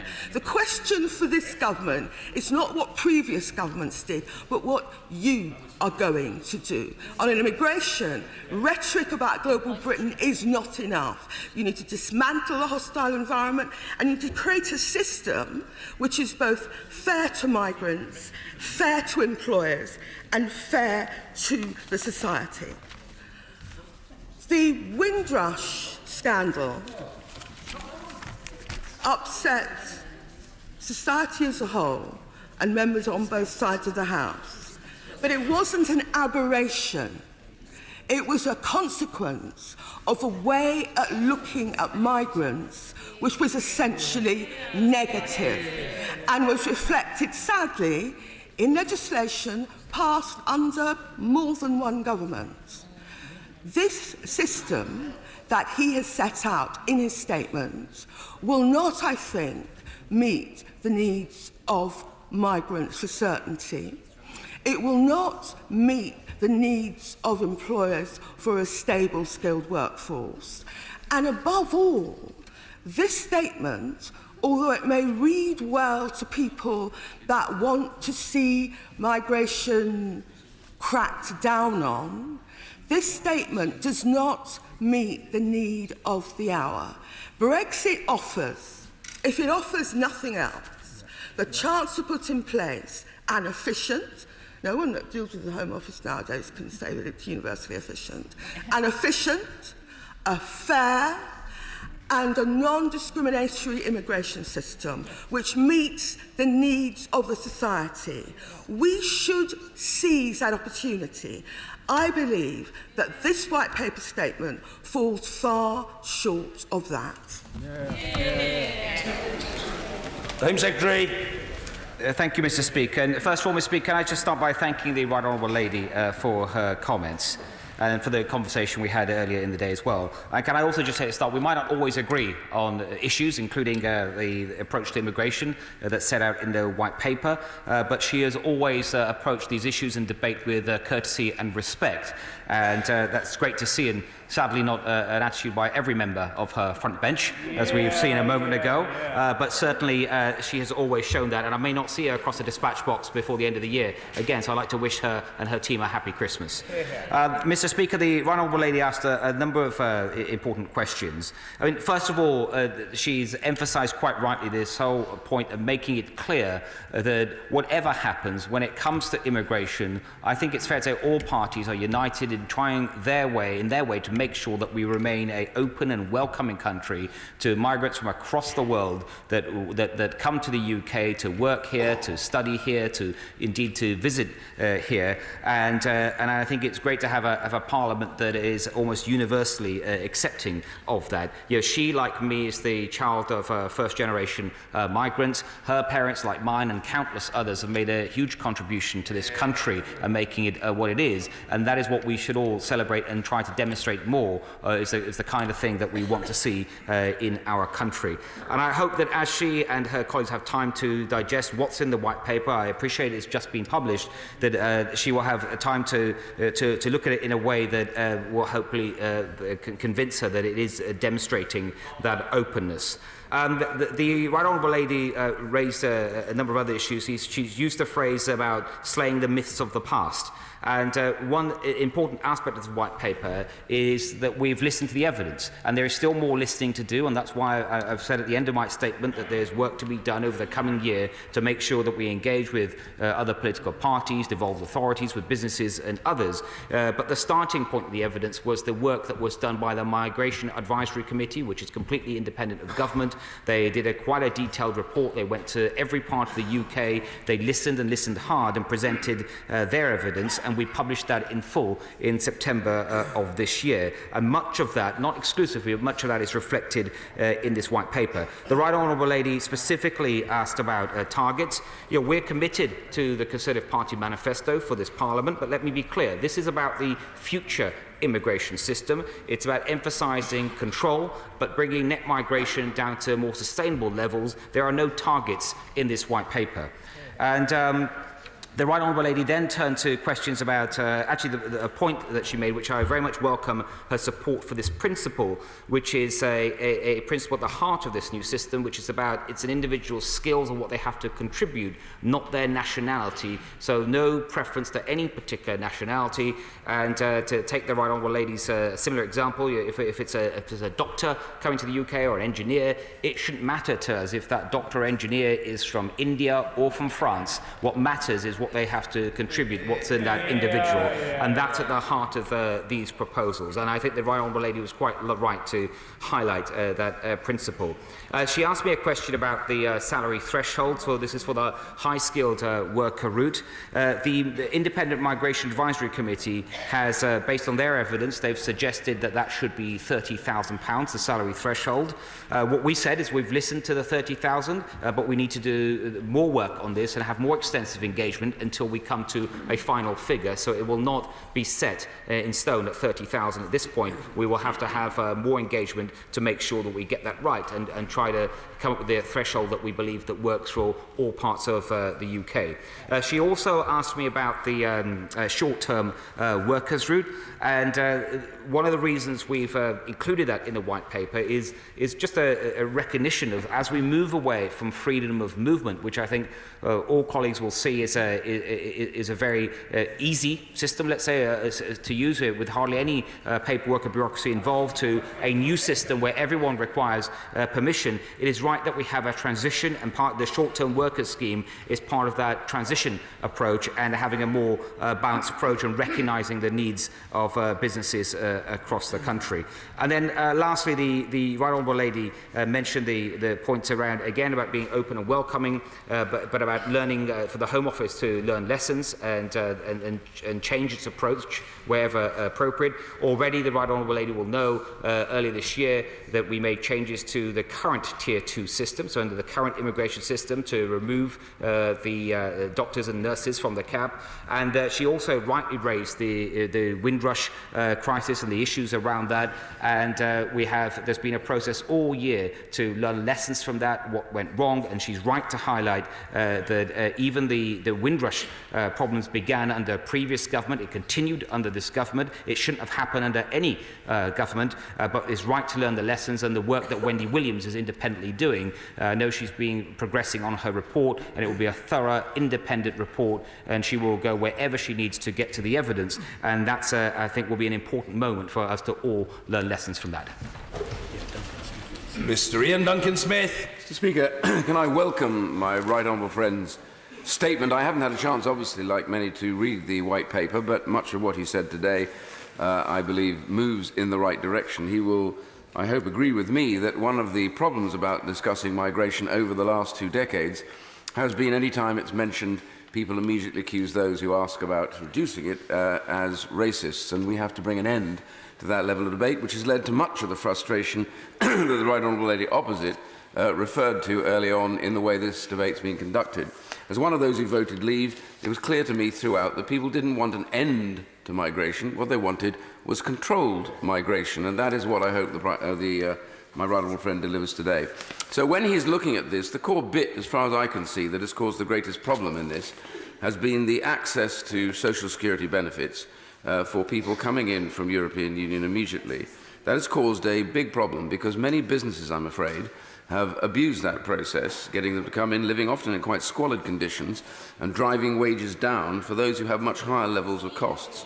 So my real question here is he prepared to deal with that issue and to make sure that that is not one of the ways of bringing in cheap labour? And when he gets lectured by businesses and by others who say the health service can't cope, we need to remind business that for the last 2 decades, it's a very important point, Mr. They have failed. Gentleman's point may be important, but it does need to be framed in the form of a question. Briefly.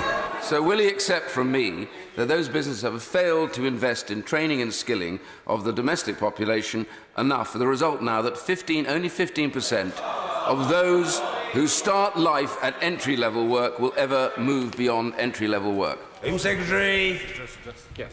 Mr. Speaker, can I thank my right honourable friend for his the points that he's raised. And first of all, he's absolutely right to emphasise the need for control. And that was clearly one of the messages from the referendum result. It's about control. Like any other major developed economy, there's no reason why Britain shouldn't have control, but at the same time also be fair in its immigration approach. And on his particular point around access to benefits, what we have set out in this white paper, and I appreciate he hasn't had the opportunity to look at it in any detail yet, is that on the short-term workers route, for example, there will be no access, no right to public benefits, no dependents' rights, and again, a system that many other countries has followed, which I think, again, is a fair approach both to those people that come to the country to work, but also to the domestic population.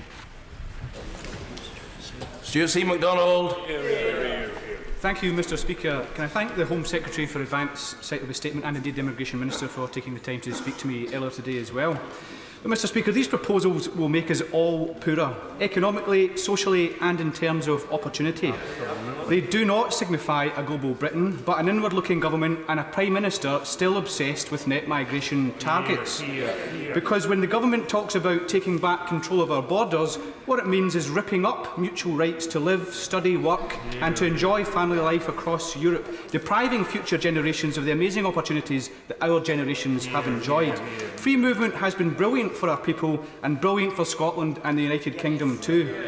And when the government talks about a skills-based system, it means nothing of this sort. It is, to all intents and purposes, a salary-based system. We are likely talking about the carers, key NHS workers, lab technicians, researchers, bricklayers and other essential workers that this country needs. So why is the government intent on slashing the family, social security and settlement rights of workers coming here under the income threshold? These proposals are degrading for workers, they are bad for employers and bad for community cohesion.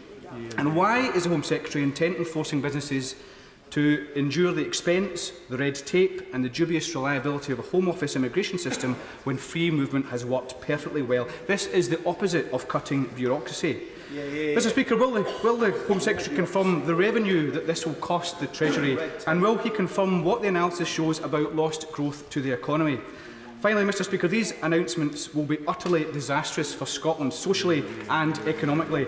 Has the Home Office modelled the effect that this will have on Scotland's population, economy and public finances? Does he seriously think reducing EU migration to Scotland, possibly by over 80%, is a good thing? Mr. Speaker, if this is the best the government can do, then there is no better illustration about why we need decisions on immigration to be in Scotland's hands. Home Secretary. First of all, Mr. Speaker, the honourable gentleman claims that having your own immigration system, ending freedom of movement, will make the country poorer. Well, he should maybe focus his attention on the number of other large developed countries, take Australia, Canada, United States, that have their own independent immigration systems, and they're not poorer because of that. So I just don't think his logic follows at all, Mr. Speaker. He also is arguing for continuing freedom of movement, and he should cast his mind back to just over 2 years ago when the British people voted to end it. The United Kingdom and Scottish citizens are members of the United Kingdom. They voted to end it. And then lastly, he raised the issue of the salary threshold. It is, when determining skill levels, it is perfectly reasonable to take in, as one of the factors that you take into account is salaries, but it shouldn't be based exclusively on that. And the MAC, if he cares to read the MAC's report from September of this year, it will give a lot more evidence of why this is a perfectly reasonable approach. Mr. Damien Green. Speaker, I welcome my right honourable friend's statement. He's addressed the central conundrum of immigration policy, which is how to have the necessary controls on the numbers while at the same time attracting not just our fair share, but preferably more than our fair share of the brightest and best from around the world to help our economy and our communities. But one issue which I hope you can address is that some of those brightest and best are not necessarily in high-paid professions. And how will his new system deal with those, I'm thinking particularly of sectors like social care, where we want some good, bright, best people from around the world coming, but who won't be probably over any kind of limit in terms of a salary? How are we going to continue to attract those people? Secretary. Can I thank my right honourable friend for his comments? And I know he speaks with experience as a former immigration minister too. And he's asked a perfectly good question around how can we continue to attract the best and brightest, especially if we are focused too rigidly on salary. And one of the ways we intend to do that in the new system is to take a recommendation of the Migration Advisory Committee on shortage occupation lists as just one example, where we will actually take it further, make it more dynamic and responsive, and review it more regularly, but that will allow, as it does in the current non-EEA immigration system, but in a much more effective way, allow us to set lower salary thresholds for those occupations that are in shortage. Stephen Doughty. Thank you, Mr. Speaker. I'll obviously look very closely at what the Home Secretary set out in the Immigration White Paper. We've obviously heard lots of different stories back and forth about what it would include, and I'm not sure we can entirely believe all the different things we've heard, given what we've seen the disputes between him and the Prime Minister. But I want to ask him a very specific question about immigration enforcement at our border and in relation to no-deal planning, because the Permanent Secretary of his department told us on the Home Affairs Committee just a few weeks ago it is not part of our contingency planning to deploy the armed forces. And I pressed him on this and he said again, it is not part of our no-deal planning that we would deploy the armed forces, for example, at the border. Now, was the Permanent Secretary misleading the committee, or was this a surprise to the department this morning when they were told that the army could be deployed at the border for immigration enforcement and other devices? Secretary. Thank you. I can tell the honourable gentleman, of course there's no-deal planning going on in the Home Office as there is in any other department. We don't expect it, but we need to plan for all contingencies. We are hiring more border force officers. There will be a task force as well that's already being set up. And that, in fact, I think some of the new funding for those border force officers has been announced. As for use of soldiers, whether reservists or regular officers, there's a broader plan. It's not part of the Home Office's plan, but there's a broader plan to have, I think, up to 3,500 soldiers available for civil work as and when needed. Sir Andrew Mitchell. Mr. Speaker, there's a great deal to welcome, in my judgment, in the statement that the Home Secretary has delivered today. But will he bear in mind that it is completely inappropriate to pinch doctors and medical staff from developing countries? It is a form of reverse aid, and it is quite wrong. And when this does happen, will he discuss with the Development Secretary using part of the development budget to replace such staff on a 2-for-1 basis? And does he think that it is not right that we should grow the doctors and medical staff that we need in Britain, in which context we should welcome the increase in the last year of the number of doctors trained from 6,000 to 7,500? Secretary. Mr. Speaker, my right honourable friend with experience raises a very important point. Of course, we cannot control who makes an application to come to the UK or who may or may not give them sponsorship, but still he raises a very important point of other ways that we might be able to help or reduce concern in this area, and one is certainly through our international aid budget, and the second is his issue around making sure that we are doing everything we can to train more doctors and nurses here in the UK. Sir Edward Davey. Speaker, will the Home Secretary accept that the Home Office and the Border Force already struggle to cope, and that over the next 3 years they must deal with 3 million extra cases of EU citizens? So will he then explain how he expects them to cope with this new temporary worker visa scheme involving tens of thousands of employers, many of them contacting the Home Office for the first time, with a 12-month churn of staff? Mr. Speaker, far from bringing back control, won't this just be chaos? I'll give three answers to the right honourable gentleman. And first of all, he mentions the settlement scheme for the 3 million plus EU citizens, and that is being separately staffed. There's more staff to be hired as well as the scheme properly rolls out, and a lot of the extra funding has already been allocated for that. Secondly, we will be using making the best use of technology. So, for example, we're expanding e-gate usage to 8 other nations, and that helps a lot as well. And then lastly, the new system doesn't actually come into place until 2021, which gives us more and enough time to prepare. Justine Greening. Thank you, Mr. Speaker. Can I ask a couple of points of clarification? The Home Secretary talked about this coming in from 2021. Can he say exactly when? Does he mean January? And then secondly, in between, up until that point, can he confirm to employers in my own constituency that there will be no change in the existing processes, systems and forms that they have to use for non-UK workers, whether from the EU or the non-EU worker schemes that they are part of? And then finally, if he's going to have a year-long consultation with the public, that will take to 2019. Obviously, then the government will want time to look at those results in 2020. Can he give me assurances that businesses in my community won't suddenly be given a cut-off point on a salary with just months to go before a new system is introduced in 2021? Home Secretary. Mr. Speaker, can I tell my right honourable friend, first of all, on her first question, the new system, the plan is to bring it in from January 2021, so from the end of the implementation period. Of course, if the implementation period is extended, this obviously always assumes that when a deal scenario, then it could be later than that date, January 2021. She's asked for an assurance that there won't be any change in terms of employer checks between now and when the system comes in, and we're not planning any change that is, and the changes that are in here will only come in from 2021 onwards, so there will be no change, including for EU citizens, in terms of employer checks. And then also she's asked for an assurance that the salary threshold, when it's set, it won't be sudden. We will make sure through the work that we do that it is not a sudden change and businesses have time to prepare. Mr. David Lammy.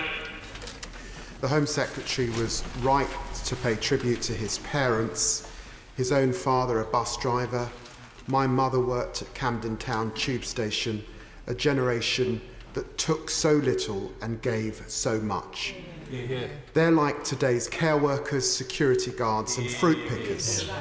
He knows that they didn't earn anything like 30,000 in the prices of the 70s and the 80s. How is he going to look his children in the face and say that he slammed the door of opportunity behind him so that he and I could be in our seats today?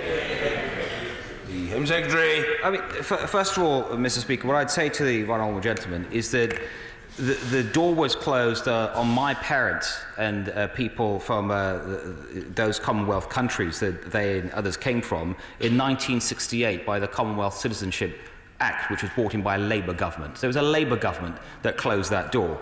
And no, he should. It's important because it's important that he actually has all the facts in front of him.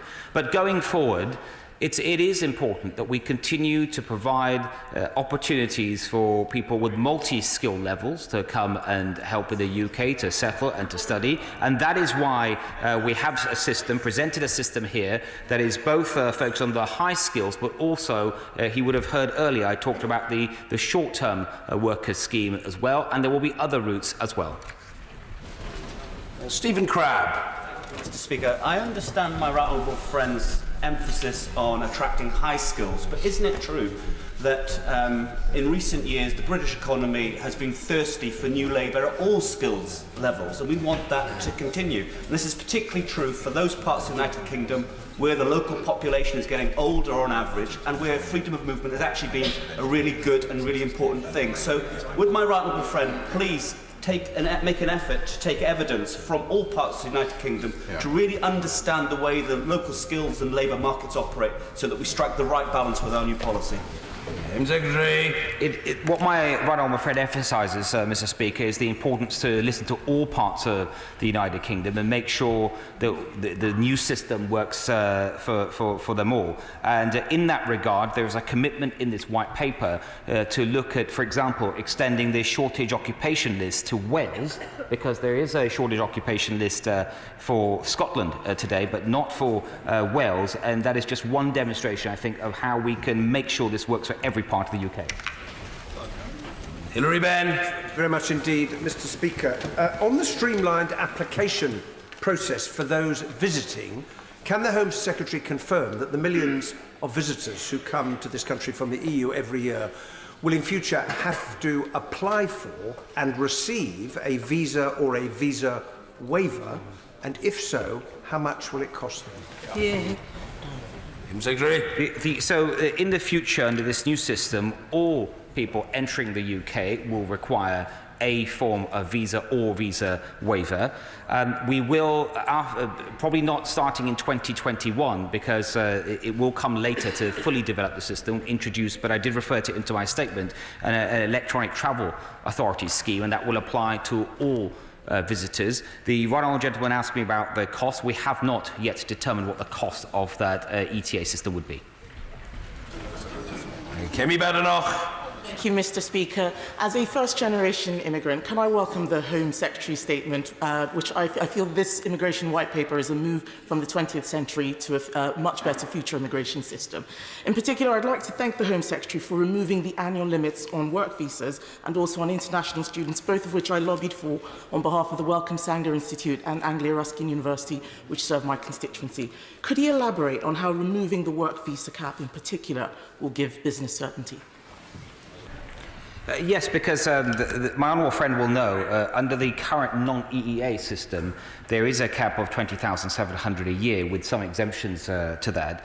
And what the work of the Migration Advisory Committee had shown is that actually having such a cap is not in our economic interest, and it is far better to control numbers in other ways that are more reflective of economic needs. And so removing that cap, I think, will lead to an economic boost, and also making it easier for students that have studied at our great universities to stay on, and if they can find the right level of job, I think is very welcome too. John Woodcock. Thank you, Mr. Speaker. He says he will protect the rights of EU citizens currently here. Does that include the continued right to work even after they leave the country for a period and then come back? And he says he's against increased red tape. Therefore, will he publish, as part of this consultation, a full impact assessment on the cost to the public purse and to businesses from whatever processes he sets up to implement these short-term visas? Yeah. Mr. Speaker, I can, under the EU settlement scheme, that first of all there will be a requirement, but there will be plenty of time of 2 years for individuals to register under that scheme, and that's whether they, however long they've been here, even if they've been here a day, and their rights will be guaranteed. And my understanding is that if they, once they have registered in the scheme, if they leave for more than 5 years, they will lose their rights, but inside that, there's no change. Tim Lawton. Mr. Speaker, this white paper has been even more delayed than a Southern Rail train, but once it has arrived, I welcome many of the comments the Home Secretary has made, but can he explain to me why, given the move to a skills-based system and shortage occupation measures, we still need to have a net migration target below 100,000 or anything else, given that you cannot do anything about one side of that equation? Secretary, to have an immigration system that gets the best talent from around the world for our economy and our public services. Will he also undertake in this piece of legislation to cover the loophole of descendants from the British Indian Ocean Territory whose rights have been abused for the best part of half a century? Home Secretary. Madam Deputy Speaker, I know that my honourable friend is very passionate about this issue. I know that he has championed it for a while. We have discussed it. Whilst it isn't something that's specifically addressed in the white paper in terms of a future immigration system, I think he's right to continue raising this, and then we are right to continue to work with him to look at it. Sammy Wilson.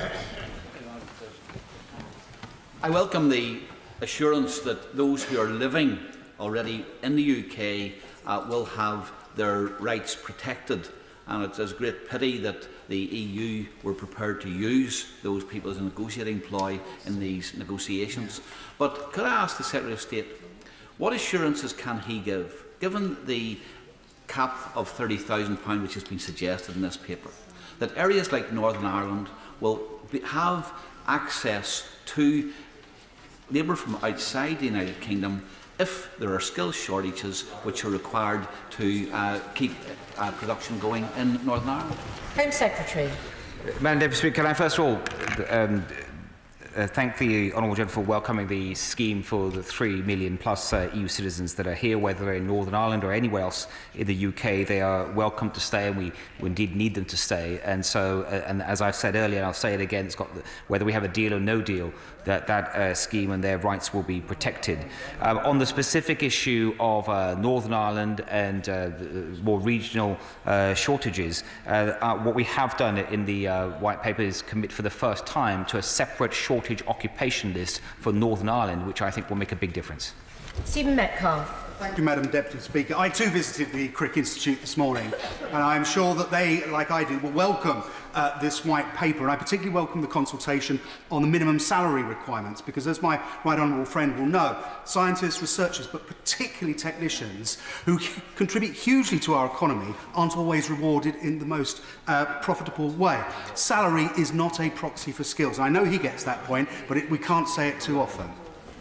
Home Secretary. It's an important point that my honourable friend has emphasised. Whilst I think the logic of having a salary threshold is strong, it is also right that we look at cases where that won't quite work, and he's given an example of perhaps say take lab technicians where salaries can be say £21,000, and there are a variety of ways to try and deal with that in this white paper, and I hope he will welcome this. Stephen Timms. Thank you, Deputy Speaker. I'm one of those who's valued free movement, but I do welcome what the Home Secretary has said today about overseas students. Is he in a position yet to offer any relief to those students that he knows about who had their visas cancelled after being accused by an American firm, often wrongly accused, of having cheated in their English language tests? Home Secretary. Can I thank the honourable gentleman for his comments? And as he's pointed out in the white paper, it's making it even easier for students once they've completed their studies to stay and continue to contribute to the UK and to settle in the UK. On the specific issue that we met and discussed with him and other honourable colleagues, we are still looking at that issue, but we are taking it very seriously. Rebecca Plough. Deputy Speaker, I very much welcome the Secretary of State coming to give us this announcement today, but also very much welcome the fact that international students will still be allowed to come here to study, but there's no dedicated route for unskilled labour and those earning below 30,000. So how will the department support employers in Taunton Deane, particularly in agriculture, tourism and the care industry, to get the labour that they need under this new system? Home Secretary. Well, there are a couple of things I will tell my honourable friend, Madam Deputy Speaker. And, first of all, in terms of students, indeed we want to try and increase more students, trying to get more international students choosing the UK, and there are measures here today to do that, and I know that the Department of Education takes that very seriously as well. And in terms of the need for workers with different skills, and especially skills that might not be classed as high skill under this paper, there's the short-term workers route, which I think will make a big difference. Kate Green. Thank you, Madam Deputy Speaker. At a quick glance, I can only find 2 paragraphs in Chapter 6 on self-employment, and the Home Secretary will know how important that is, particularly, for example, in the construction sector, to fill gaps in vital roles such as bricklayers, electricians and carpenters. Can he say whether it will be possible for the industry or industry bodies to have some sort of umbrella sponsorship scheme to ensure that we can continue to recruit workers to those roles in order to meet the government's own growth and house building expansion plans? Home Secretary. Madam Deputy Speaker, it's an important point the Honourable Lady raises, because as she'll know, and I think that's why she's rightly raised it, is that currently many of the construction workers for house building, for example, come under freedom of movement rules, and once that changes, we've got to find a way to still allow such workers to come and meet the needs of the economy. And what we have set out, she asked specifically about sort of umbrella sponsorship schemes, and that is in the White Paper. Steve Double. Thank you, Madam Deputy Speaker. And can I welcome the statement from the Home Secretary and the opportunity to set our own immigration policy that, for the first time in a generation, that will ensure that it is fair, compassionate and meets the needs of our economy. However, the needs of our economy will change over time and also from region to region. So can the Home Secretary assure the House that built into our new immigration policy will be flexibility to be able to respond to the needs of our economy, and also that it will meet the needs of the economy across the whole of the UK, that it won't just be focused around the South East, but will meet the needs of places like Cornwall? Home Secretary. Madam Deputy Speaker, I'm very happy to give my honourable friend that assurance, and he quite rightly makes the point around needs that will change over time, and this is a immigration system that we built for the future. It will have those flexibilities to meet the needs of our economy, of our society. And if I give him one example in terms of the short-term workers scheme, when we looked at that, we were looking at many needs of the economy, but including if we look at Cornwall, the needs of the hospitality industry, for example, the seasonal nature of much of that demand as well. So I can happily give him that assurance. Alison Toulis. Thank you very much, Madam Deputy Speaker. Madam Deputy Speaker, I have about the highest immigration caseload in Scotland, and what I see from the Home Office is cruelty time and time again. Families being separated, people who've lost babies not allowed their relatives to come and visit, a man who's working 2 jobs as a mortgage advisor and a shelf stacker in Asda just to meet the minimum income threshold so his family can come and see him. And I've seen cruelty to people who are qualified in the care industry not allowed to work by this Home Office and this government. All that's going to happen, is it not the case? All that will happen under this policy is that EU nationals will be treated just as despicably and just as cruelly as those who are not EU nationals at the moment. Home Secretary. Madam Deputy Speaker, I do not recognise the picture that's painted by the Honourable Lady, and the answer is no. Nigel Mills. I welcome the statement. And ask the Secretary of State, could he just explain how his electronic travel authorisation scheme will work with the common travel area, and especially where a visitor arrives in Dublin and then travels on to the UK from there? Will they need to get one in that situation? Home Secretary.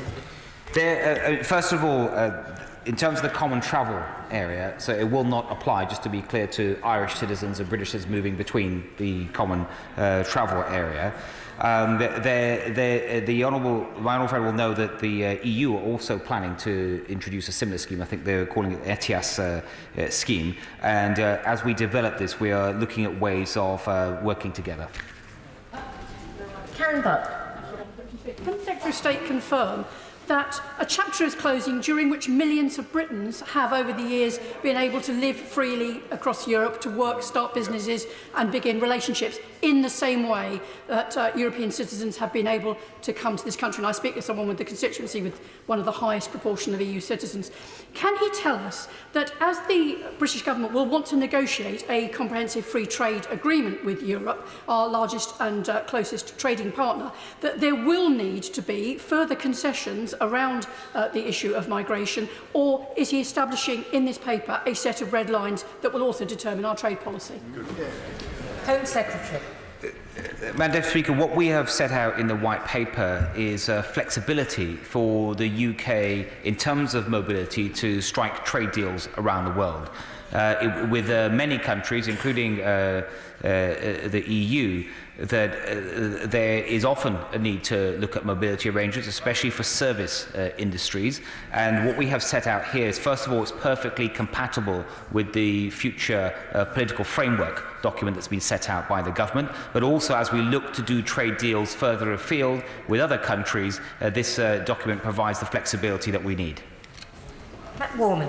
Thank you, Madam Deputy Speaker. Largely unskilled agricultural migration has seen Boston's population change by about a third in the last 10 years, but we haven't been able to attract the doctors and professionals that we need to cope with increased demand, and the consequences for community cohesion have been genuinely tragic, and it led directly to the highest vote to leave the European Union in the referendum. So can I say to the Home Secretary that when we get immigration policy wrong, it is a disaster for communities and for individuals. So this new policy is long overdue, but I would ask him please to take the year that he has built in to make sure that we get it right, because that is the only way we will undo some of the damage that has been done by previous government policies of all colours.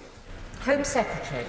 Madam Deputy Speaker, a very important point from my honourable friend that really highlights that when we look at immigration going forward, it's not just about economic need, but it's also the pace of immigration, the volume of immigration, and he's given an excellent example of a community that has seen a very sudden change, so really quite a dramatic change in a short period of time, and how the local, how there's been an impact on local infrastructure, local public services, for example. So it is very important to get this balance right. Adrian Bailey. Thank you, Madam Deputy Speaker.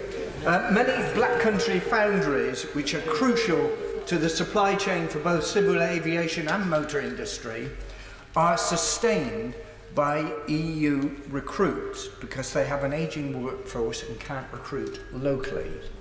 What conversations has he had with the industry on the impact of the short-term visa requirements on the availability of the EU migrants going forward and the potential impact on their businesses?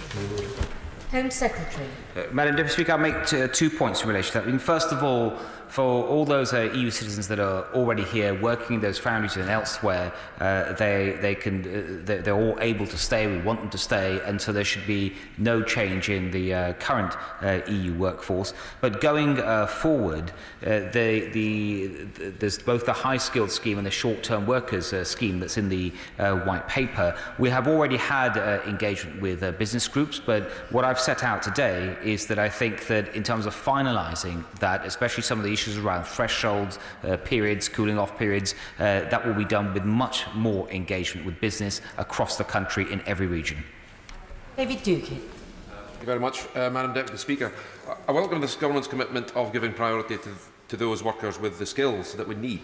I also welcome my right honourable friend's announcement today of a year-long programme of engagement across the UK. Could I therefore extend an invitation to my right honourable friend, or indeed my honourable friend the Immigration Minister, to come visit my constituency of Bath and Buchan, an area of very low unemployment, and talk to businesses, see for themselves those specific skills that are much needed in the fisheries sector, both in the catching offshore and the seafood processing onshore. Skills which can be sourced, of course, not just from the EU, but from across the world, including Africa and East Asia. Well, first of all, I'm sure that we would both like to visit, not necessarily at the same time, but we're happy to receive his invitation. But he raises the important point that I think is important for many parts of the UK, but in particular in Scotland. I know this is an issue. I know that he and many other colleagues from Scotland have made this same point, and I think it is important to look at that. I do think the system that we've set out today has the flexibility to meet those needs, but I'm very happy to discuss those with my honourable friend further. West Streeting. Thank you, Madam Deputy Speaker. Immigration, whether from Europe or from right across the world, has made an enormously positive difference to my community and to our country, making us rich in every way imaginable. But given that the Prime Minister and the Cabinet are evident proof that being highly paid and highly skilled are not the same thing, why does the government persist with this nonsense of a £30,000 cap to define what is constituting high skills. There are plenty of people in this country paid far less than the Home Secretary and far less than £30,000, and it would be an absolute tragedy to pull the drawbridge up to those people, denying not just them opportunity, but our country the skills and prosperity that we need too. Madam Deputy Speaker, it's clear the honourable gentleman is lobbying for a pay rise for all the members of the cabinet, and I'll leave that to him. But it's not something the cabinet are asking for. When it comes to the threshold for the highly skilled visa route that's in the white paper, it's important that it's based on evidence and that it works for each part of the country. And what the MAC have set out from their research, and it is worth emphasising, it is independent research that they have done, they suggest that it should be a £30,000 threshold. But what is required, I think, is further work and extensive engagement with businesses, with devolved authorities, with members of Parliament and others to determine what that should actually be. Alison McGovern. Thank you, Madam Deputy Speaker. I think that my friend from Ilford actually wanted a pay cut for members of the Cabinet. And on that, it feels strange, Madam Deputy Speaker. I thought the Home Secretary was a free marketeer, but what he's given us here is a bureaucrat's charter to increase paperwork and red tape around business. And on page 47 of the White Paper, it specifically says, the MAC has recommended lowering the skills threshold for new skilled workers whilst maintaining the minimum salary threshold, as has been said, of 30,000. So it's absolutely clear, Madam Deputy Speaker, that this is not a skills-based immigration policy, this is a money-based immigration policy. And will the Home Secretary therefore answer how on earth he thinks our country plans to deal with its demographic challenge? Well said. Mr. Speaker, Madam Deputy Speaker, I'm afraid I don't agree with the assertions the honourable lady has made. I mean, she's suggesting that somehow this is going to lead to more bureaucracy, more red tape. In fact, it does. In fact, what we have set out by, for example, with high-skilled workers having no cap, no resident labour market test for high-skilled workers, more use of e-gates, for example, all these are examples where there will be less bureaucracy and less red tape. Pete Wishart. It's just a ferocious blueprint for Drawbridge Britain, a grotesque plan simply to keep people out of this country. But will the Secretary of State take this opportunity to be absolutely straight with the British people today that their freedom of movement will come to an end? What we do to the EU, they will do to us. And all the rights, unrestricted rights that we've had in this House to live, to work, to love across a community of 27 nations will be lost to our young people forever. And isn't that an absolute tragedy and shame? Madam Deputy Speaker, the people of the United Kingdom voted to leave the European Union, and that means the end of freedom of movement. Owen Smith. Thank you, Madam Deputy Speaker. The Home Secretary rightly said in his statement that this country has a proud history of being an open and welcoming country, but it must sadden him, as it saddens me, that that reputation is being consigned to history by his government, and this White Paper is one further policy that is going to damage that reputation. He also said in his statement that this policy is going to boost our economy. Well, that seems deeply implausible, given that EU migrants made a net contribution to this country, and a total contribution of almost £5 billion last year. So, but if it is true, he must have worked it out. So can he tell us exactly how much he thinks this is going to boost our economy by? Madam Deputy Speaker, I don't accept that analysis of the White Paper at all. What this White Paper does is it ensures that we remain an open and welcoming country to talent and people for whatever reason they choose to come to the UK from across the world. And the proof of that, for example, is the removal of caps, easier for students to stay and work in the UK, making it easier for people from across the world to visit the UK. That's the example of an open and welcoming country. Andy Slaughter. More than 20% of my constituents are EU27 citizens, and more than 40% were born outside the UK. I value their contribution to the economic, social and cultural life of Hammersmith, of London, of the UK. I'd like to hear the Secretary of State join me in saying that, because the hostile environment his and the coalition government have fostered has created alienation, fear and distrust for very many migrants. Madam Deputy, I'm very happy to join the honourable gentleman in welcoming and commending all the EU citizens that are both in his constituency, my constituency, and throughout the United Kingdom. I have said a number of times that, and it's self-evident, they've made a huge contribution to our country, to the success of our country, not just economically, but in our society more widely, our communities. They, in many cases, are members of our family, and that is why I would like them all to stay. Liz Saville Roberts. The proposed salary threshold is £30,000. Average annual pay in Wales is £27,000 compared with £37,000 in London. Wales will be left with a skills crisis impossible to remedy unaided. Can he assure Welsh businesses and communities and confirm now that Wales deserves a specific shortage occupation list and say when it will come into effect? Good question. The Honourable Lady, Madam Deputy Speaker, is right to raise the issue of regional differences, and the system will take account of that in various ways. So one example specific to Wales is a commitment in the White Paper to look at a shortage occupation list for Wales. Paul Blomfield. Deputy Speaker, the Home Secretary owes my honourable friend, the member for Bristol West, an apology for the way in which he brushed aside her question. He made no reference to refugees in his statement, and having now had the opportunity to scan that section of the White Paper, it is peppered with words like maintain, continue, no change. Yes. So if my honourable friend was wrong, will he spell out exactly how this White Paper proposes to improve the way that we receive and treat refugees? Thank you, Paul. The White Paper is a result of the referendum result, which means no to freedom of movement, which reads, Madam Deputy, if the honourable gentleman will give me a chance, I will actually answer his question.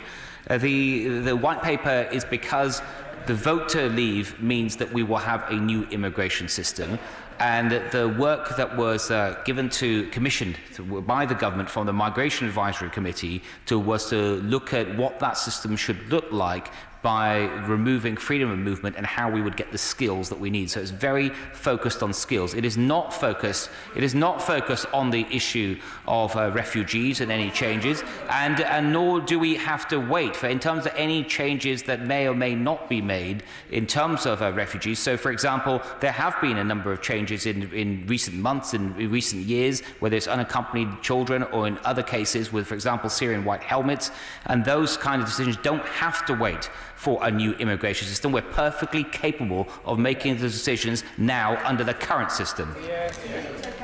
Gavin Robinson.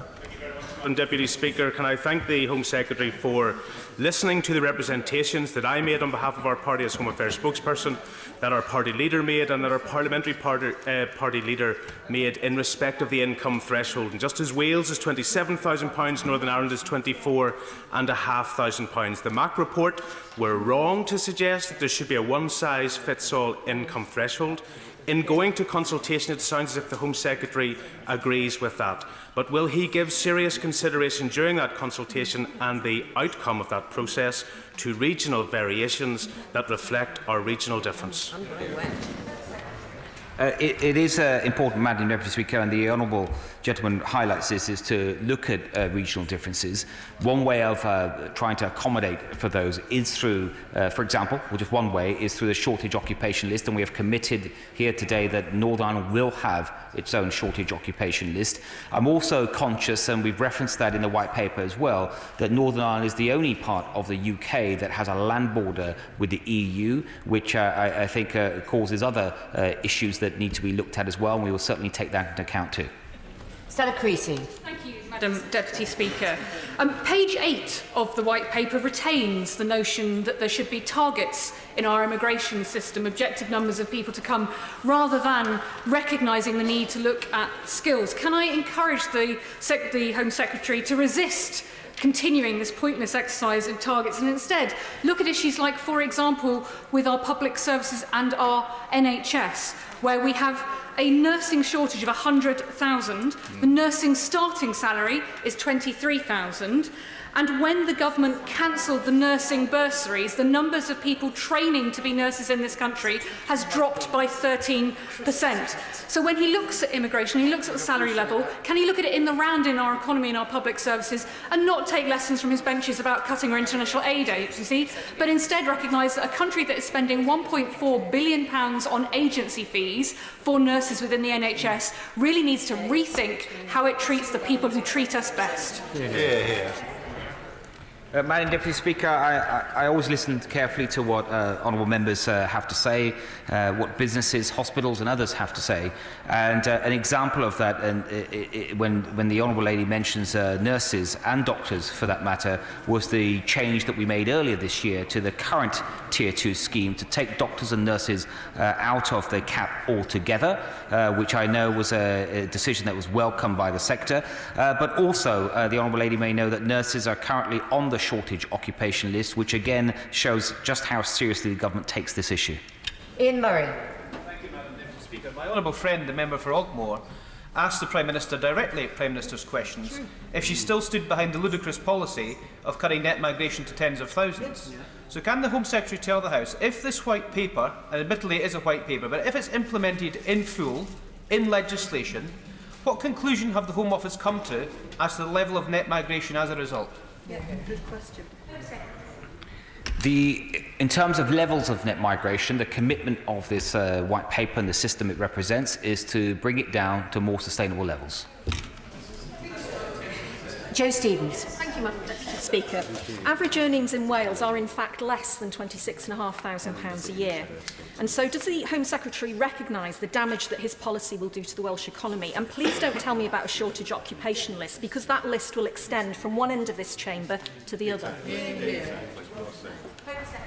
Madam Deputy Speaker, I believe that this system will work for all parts of the UK. I don't recognise that it will do damage to the Welsh economy. I think that is the wrong conclusions to draw from the system. I had a discussion this morning with the First Minister of Wales and went through in a bit more detail the paper, but obviously he needs to look at it a lot more carefully. I'm very happy to sit down with the First Minister, honourable members of this House that represent Wales and discuss it further. Brendan O'Hara. Mr. Speaker, could the Home Secretary confirm that in preparing this white paper, that careful cognisance was given to the needs of every part of the United Kingdom? And that being so, can he explain specifically in relation to rural west of Scotland, a fragile, low-wage economy and an area which desperately needs more people, exactly what part they played in shaping his thinking? Well, first of all, the important point the honourable gentleman makes is around making sure that this works for all parts of the UK, and that's why in preparing this, my right honourable friend, the Immigration Minister, held, for example, roundtables with business and other forms of engagement in every part of the UK, including Scotland. I've particularly had extensive engagement with honourable members that represent Scotland on the government benches who have taken a deep interest in this. And together, and I'm happy to listen to the honourable gentleman and others, but together I think we can make sure that as we finalise plans that are set out in the white paper, that they work for all parts of the UK. Hardy.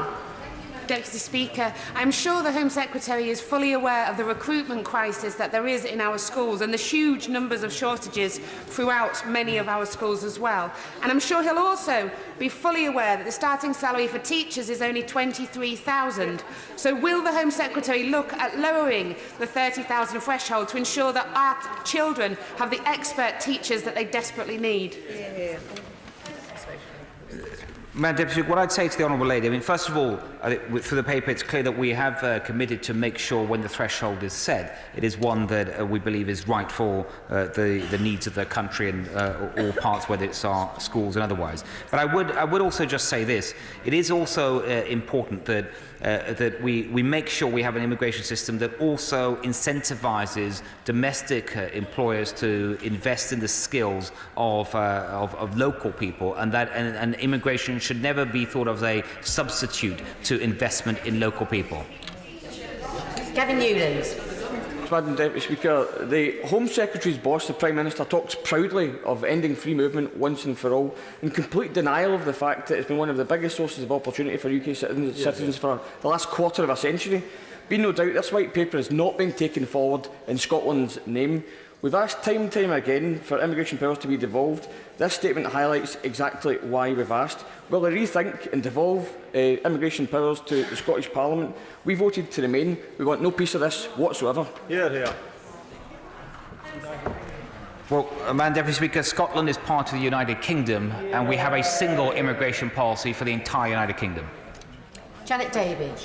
Thank you, Madam Deputy Speaker. Madam Deputy Speaker, in my constituency, the majority of my casework is all about immigration. There are so many different levels and different types of delays that people are experiencing, and I am not convinced that through this white paper we'll be able to deal with the level of bureaucracy of managing the immigration that will come through this. I'm also very much concerned about the one-year visas that will be given, as well as the 5-year visas, because this will then affect the workforce that is here, and it will affect people's livelihoods in terms of their security and investing in the UK. Madam Deputy Speaker, the issue around bureaucracy and red tape, what we have tried to develop here is an immigration system that takes advantage of the very latest technology. It's much more digital. We have taken a much closer look, for example, of how other countries that have long had a completely independent immigration system, how they have done that. And we've also made a commitment, for example, to reduce the overall net burden on all businesses taken together. And I think by having this approach, we will actually end up reducing red tape, not increasing it. Paul Sweeney. Thank you, Madam Deputy Speaker. Like many members in this House, the majority of my casework is taken up with immigration matters, and I was quite alarmed that the Secretary of State did not mention anything regarding the appalling practice of indefinite immigration detention in his statement today. This is a shameful stain on our country's reputation. It's the only country in Europe, the UK, that does this without limit. And it's absolutely appalling, and it should be ended immediately without any sort of reservation. We need to stop this now. My own constituent, Luke Newen, was detained despite being a trafficking victim and was moved arbitrarily around the UK to avoid proper legal representation and legal aid. It is not right, it is shameful, and it is an affront to every sense of justice and mercy in this country. Will the Secretary of State for the Home Department commit to ending the arbitrary, indefinite immigration detention system in this country immediately? Madam Deputy Speaker, we should always be looking to make sure we are doing everything we can to improve how we approach detention in this country. We don't have a policy of indefinite detention. No one can be detained unless there's a reasonable prospect of removal in a reasonable time. Over some 90% of people that are detained are removed or released or removed either way within 4 months. But one of the reasons we have commissioned 2 independent reports now on the detention system is to look at ways we can make improvements. So, for example, one of the recent things that I've started is to do a pilot scheme to look at alternatives to detention for people that otherwise would have been kept at Yarlswood. Daniel Zeitner. Thank you, Madam Deputy Speaker. I think we all know that the 30k salary cap fudge is just a political cop-out. And the message from the science and research sector around Cambridge could not be clearer. Please do not use salary levels as a proxy for skills. And the University of Cambridge has warned that extending the non-EEA system would significantly harm the UK's competitiveness. Now, I realise that the Home Secretary is constrained by the intransigence in the Downing Street bunker, but could he, at least as Home Secretary, recognise just how important this is for the science and research sector? Yeah, well said. Well, Madam Deputy Speaker, one of the reasons why Britain is outstanding at science and research is because we do welcome talent from across the world, and that will not change with this new immigration system. And so when it comes to talent and employment, for example, in our universities, I used the example earlier of lab technicians, because this is one that the MAC itself used in its own report, that it is important to recognise that salary doesn't always determine skill level, and that will be taken into account in the new system. And And then also when it comes to students, when they come to study at our great universities, many of them studying the sciences and other engineering and other subjects that we actually have a bit of a shortage of in this country. We should be making it easier for them to stay and work in the UK if that's what they choose to do, and this white paper does just that. Carol Monaghan. Deputy Speaker, and I'd like to first of all say that immigration has been fabulous for Scotland. But the Home Secretary has said repeatedly that this white paper is skills-based. So I would ask him if he could give us a definition of what is a high-skilled, medium-skilled and low-skilled occupation, possibly with an example to illustrate each. Well done. Great question. Well done. Well, what we have done, Madam Deputy Speaker, is when we look at skills, is to be led by the evidence and an objective analysis. The MAC has set that out. So in terms of skill levels, it's been defined looking at the RQF levels of skill, which are well defined already. They have also suggested, rightly, that you take other factors into account, and we've had discussion today in the House around salary thresholds and how we will look at that further. And then also there's a multi-skilled route, so it's not linked to any qualification, it's not linked to any salary, and that's the short-term worker scheme. Ruth Cadbury. Deputy Speaker. People from non-EU countries and their families, such as many of my constituents, have borne the brunt of the Home Office's hostile environment. Hence, they were very receptive to the targeted message to them by the Leave campaign in the referendum that said that if we left the EU, the UK would free up non-EU immigration. And naturally, many local people bought that message. So was there any truth in that message? Or will there be just as many unreasonable refusals for EU citizens in the future as there have been up to now by non-EU citizens? Madam Deputy Speaker, may I first just gently remind the Honourable Lady that the term hostile environment in the Home Office was coined by Labour ministers. It was a Labour government policy to the extent that it was ever a policy.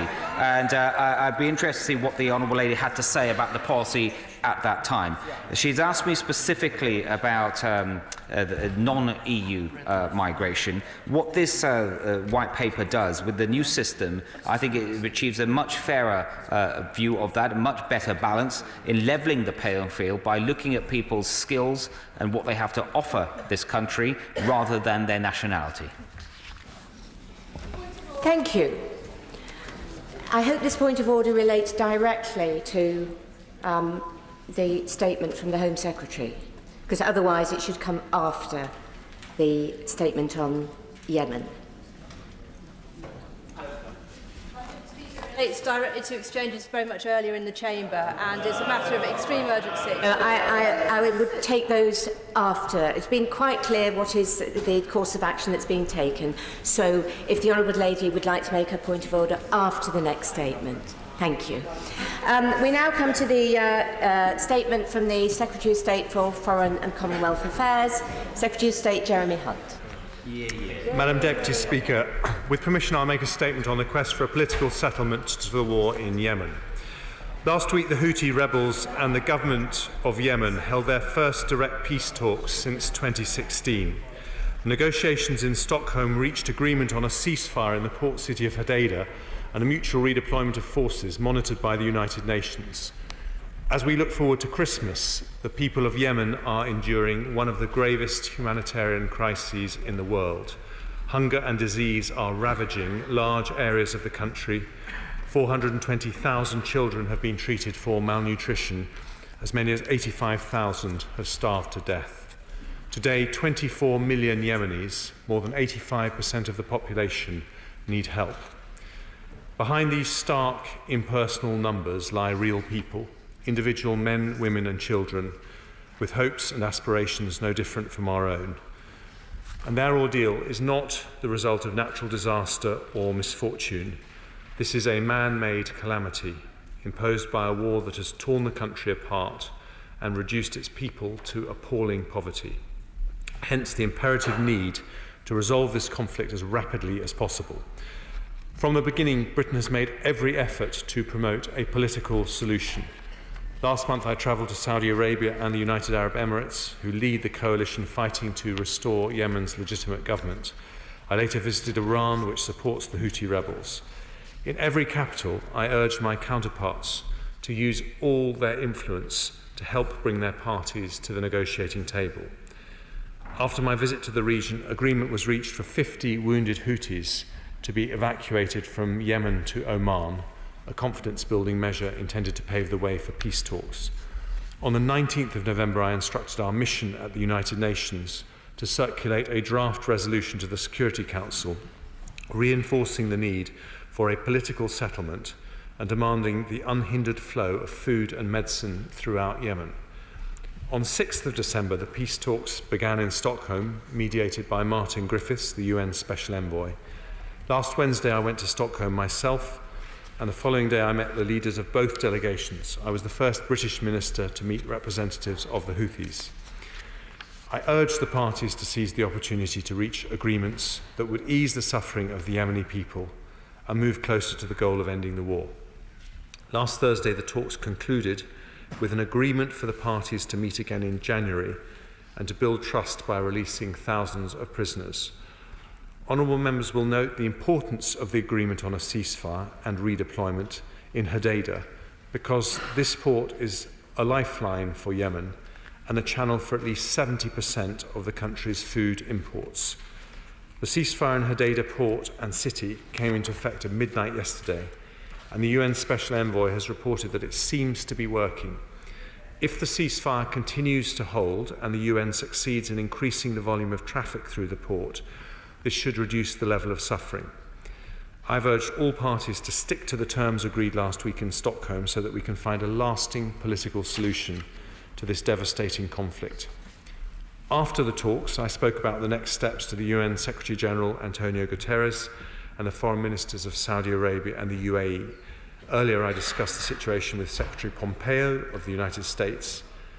Based on these consultations and the success of the peace talks, I have instructed our mission in New York to resume working on a draft resolution with the Security Council partners, with a view to adopting it later this week.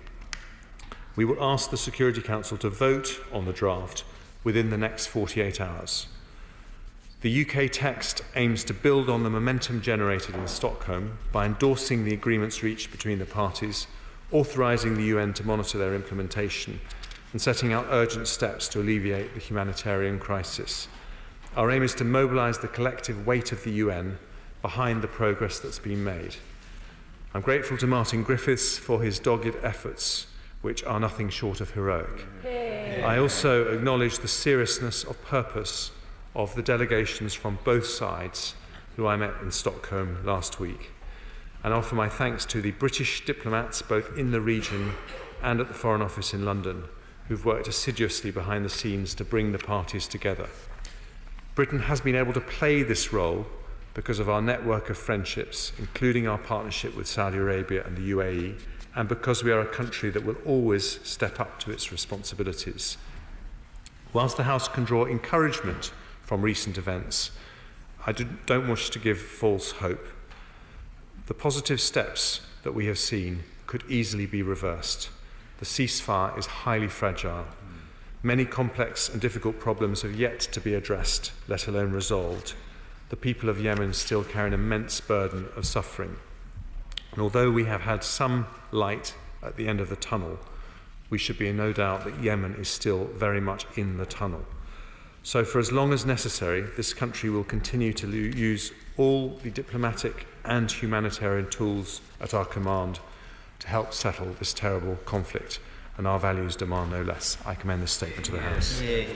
Shadow Foreign Secretary Emily Thornberry. Thank you very much, Madam Deputy Speaker. And can I thank the Foreign Secretary not just for advance sight of his statement, but for the attention he has devoted to the Yemen cause since coming to office. Many of us have spent countless hours in this House over the last 3 years debating how to end this dreadful conflict and the appalling suffering of the Yemeni people. And I think we all appreciate the time, effort and focus that the Foreign Secretary has brought to addressing this conflict over the past 5 months, alongside the Minister of State for the Middle East, and we thank them for that. And I also join him in paying tribute to Martin Griffith, but also, of course, to Mark Lowcock as well, for the excellent work that they have done in incredibly difficult circumstances in trying to forge a path to peace and a path to the end of this humanitarian crisis. They are both living proof of the old truth that our British diplomats do their job not just because it is a career, but because it is a vocation, and we owe them a great debt for that service. Madam Deputy Speaker, over the past 3 years there have been precious few moments of hope in relation to Yemen, and indeed this is a moment of hope and one that we must seize. So I want to use the time that I have today to ask the Foreign Secretary about next steps in this process. First, I greatly welcome his confirmation that a resolution is to be tabled this week at the UN Security Council to underpin this ceasefire and ensure that all necessary steps are taken to alleviate the humanitarian crisis. So based on his talks, can the Foreign Secretary give us his assessment of whether the United States stands ready to support the resolution this time round? And can he also address the crucial issue of what mechanisms there will be to monitor compliance by all sides with the terms of the resolution, and what penalties or sanctions are proposed for any breach of those terms? Second, I think that we all warmly welcome the appointment of General Kamert to oversee logistics and security of the operation in Hodeidah.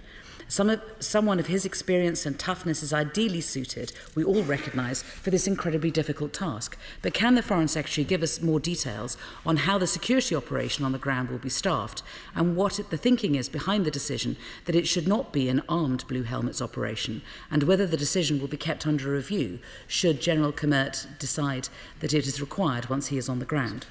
Thirdly, we have previously spoken about this, about the fact that the ceasefire agreement will only apply initially to Hodeidah, and we all understand that that is the most urgent priority in terms of tackling the humanitarian crisis. But can the Foreign Secretary tell us what proposed next steps there are in terms of brokering a wider ceasefire in other areas of conflict, including Taiz? And indeed in terms of brokering a wider political settlement for the whole of the country, including southern Yemen? Fourth, Madam Deputy Speaker, and again this is an issue we've discussed previously, but I'm sure that we all believe is an important principle.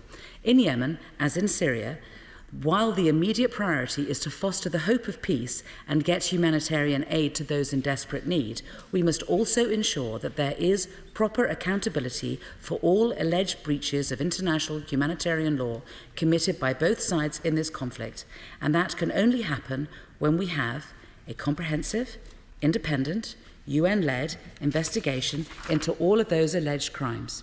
So can the Foreign Secretary tell us whether such an investigation is proposed in the UN resolution to be tabled this week, and if not, what the proposed next steps are on that front? And finally, Madam Deputy Speaker, there is another important principle that it would be easy to sweep under the carpet at this time, when we are keen to keep Saudi Arabia on board with the ceasefire and get their support for the proposed UN resolution. However, I hope the Foreign Secretary will agree that it would be manifestly wrong if Saudi Arabia were able to trade its compliance with ending the conflict in Yemen for the world turning a blind eye to the question of who was responsible for ordering the murder of Jamal Khashoggi. Tomorrow it will be 80 days since he was murdered. In Washington, the CIA have given evidence to senators which led those senators to conclude overwhelmingly that Crown Prince bin Salman ordered the murder of Mr. Khashoggi.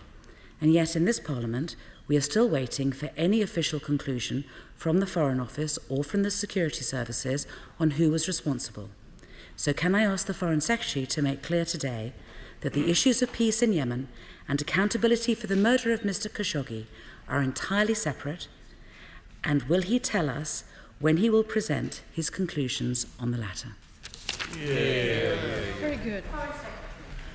Thank you, Madam Deputy Speaker. Well, can I thank the Shadow Foreign Secretary for the constructive tone of her comments, and also thank her for crediting Mark Lowcock and his team at UN OCHA for the very important role that they are playing at the moment. And indeed, it's important to say that the draft text of the Security Council resolution that the UK is putting together puts as much emphasis on the humanitarian aspects to this terrible conflict as it does on the peace talks in Stockholm, and that is very much because of Mark Lowcock's very specific and important requests. So just to go through the points that she raised in order. First of all, I am confident that we have US cooperation in the process of laying this Security Council resolution. We have had extensive discussions with them as well as with all the other sides in this terrible war. But I am speaking to Secretary Pompeo later this afternoon, and this will be one of the things that we discuss in detail. She talked about the mechanism to monitor compliance, and she's absolutely right that General Kmert and his team of monitors are going to be essential to this. They are due to arrive in Hodeida on Saturday, and their monitoring of what is going on is only made possible by having a UN Security Council resolution, which is why people have come together to make the passing of this resolution possible. And the draft resolution will require weekly report backs by the Secretary General to the Security Council based on General Kmert's evidence as to whether we have compliance with what was agreed in Stockholm. So she is right, that is extremely important. She's also right to say that it's not just Hodeida. In fact, the draft statement talks about the other ports, Salif and Ras Issa, that are extremely important. But of course, what we actually need is peace in the whole country. Hodeida is strategically the most important place to start with, because if we can open up the road between Hodeida and the capital Sana'a, then you can start to get humanitarian supplies in. And the Stockholm talks gave a 3-week period starting from midnight last night by when that road and the port and the city of Hodeida have to be cleared of all combatants. And so this is what we are all holding our breath for. But in terms of accountability, I've actually got the draft wording on the resolution here, and first of all, it underlines the obligation on all parties to act in accordance at all times with principles of international humanitarian law. It also underlines the need for transparent, credible and timely investigations into alleged violations of international humanitarian law, and for those found responsible to be held to account. And then she raised the issue of Khashoggi, and she is absolutely right. These are separate issues and they cannot be linked, and I do give her that reassurance. As far as the UK government is concerned, the issue of Khashoggi is not closed. We don't think that all the facts have been established, and we haven't seen proper conclusions from the Turkish investigation as to what actually happened. And as soon as we have those conclusions, we will share them with the House. Andrew Mitchell. It's a real relief, Madam Deputy Speaker, in the terrible catastrophe that is the Yemen today, to strongly support the actions taken by the Foreign Secretary in going to Stockholm, Tehran and Riyadh and trying to win the confidence of both sides. Can I also thank him for his absolutely accurate remarks about Sir Mark Lowcock, the head of UN OCHA, who was my permanent secretary, and the superb work that has been done by Martin Griffiths. There are, of course, today 10 million Yemenis on the brink of starvation this Christmas. Can I urge him to ensure that the new UN resolution is genuinely even-handed and condemns violence from all sides, whether Houthi missiles fired at Riyadh or Saudi bombing of built-up areas? And if the UN resolution is not even-handed, there is a grave danger that it will prejudice the next round of negotiations in January. Well, can I thank him for his long-standing interest in what's been happening in Yemen. He's one of the few members of this House that's actually met the Houthi leadership and has enormous experience. And I want to thank him for continuing to raise this issue even when it wasn't high up everyone else's agenda.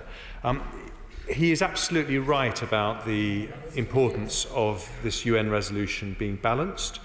It does indeed refer to the issue of Iranian missiles being fired into Saudi Arabia from Yemen, but The way that I think we will be able to unite all sides behind this resolution is to focus on what was agreed at Stockholm and also the humanitarian needs of the people of Yemen, and not, if I can put it this way, go into too much detail about the causes of the conflict, which inevitably become more controversial. And what we're trying to do is, at this stage, build up the trust on both sides so that the fighting stops.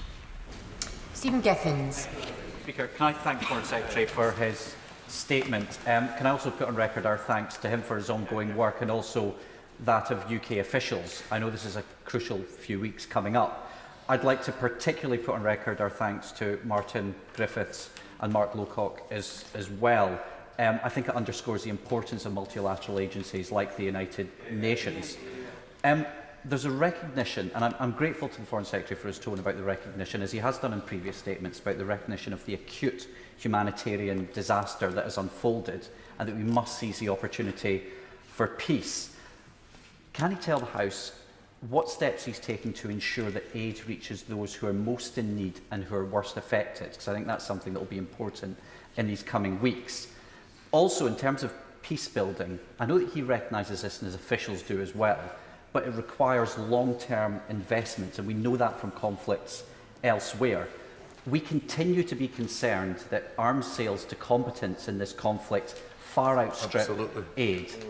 I'm also concerned, I must say, Madam Deputy Speaker, that we often hear from the Foreign Secretary, and I hope he'll take his criticism in the tone in which it's meant, that arms sales means influence. And actually, if you look at some of the key influencers elsewhere, they have stopped arms sales, Canada, Germany, and most recently Spain as well. Can he tell us, as we go into these crucial few weeks, why is the UK different? Will he reassess that approach to arms sales as the UK is increasingly isolated in this regard?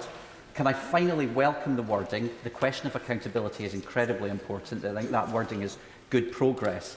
And I welcome his remarks about Khashoggi, but I'd like to get his reflections on the US Senate findings and his reassurances again that he'll make a full statement to the House when those findings are clear. Well, let me take those issues. First of all, on the humanitarian side, my honourable friend, the Minister of State, met the ICRC yesterday to make sure that we're fully briefed. He will know that we are the second largest bilateral donor.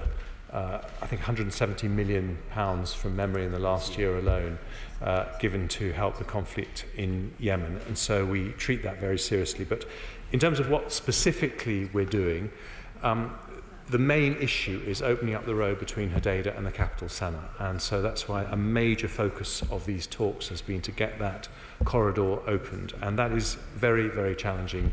But we did succeed in that. We didn't succeed, which was a disappointment in these talks, in getting the airport in Sana'a opened, because we couldn't get agreement on which flights would be allowed to go from that airport. And that's something we hope to do. Just something I didn't mention in response to the Shadow Foreign Secretary, but is also relevant to the Honourable Gentleman's question. The next step is to try to get the parties back round the table for another round of peace talks at the end of January. And that will be to discuss the framework for a political settlement.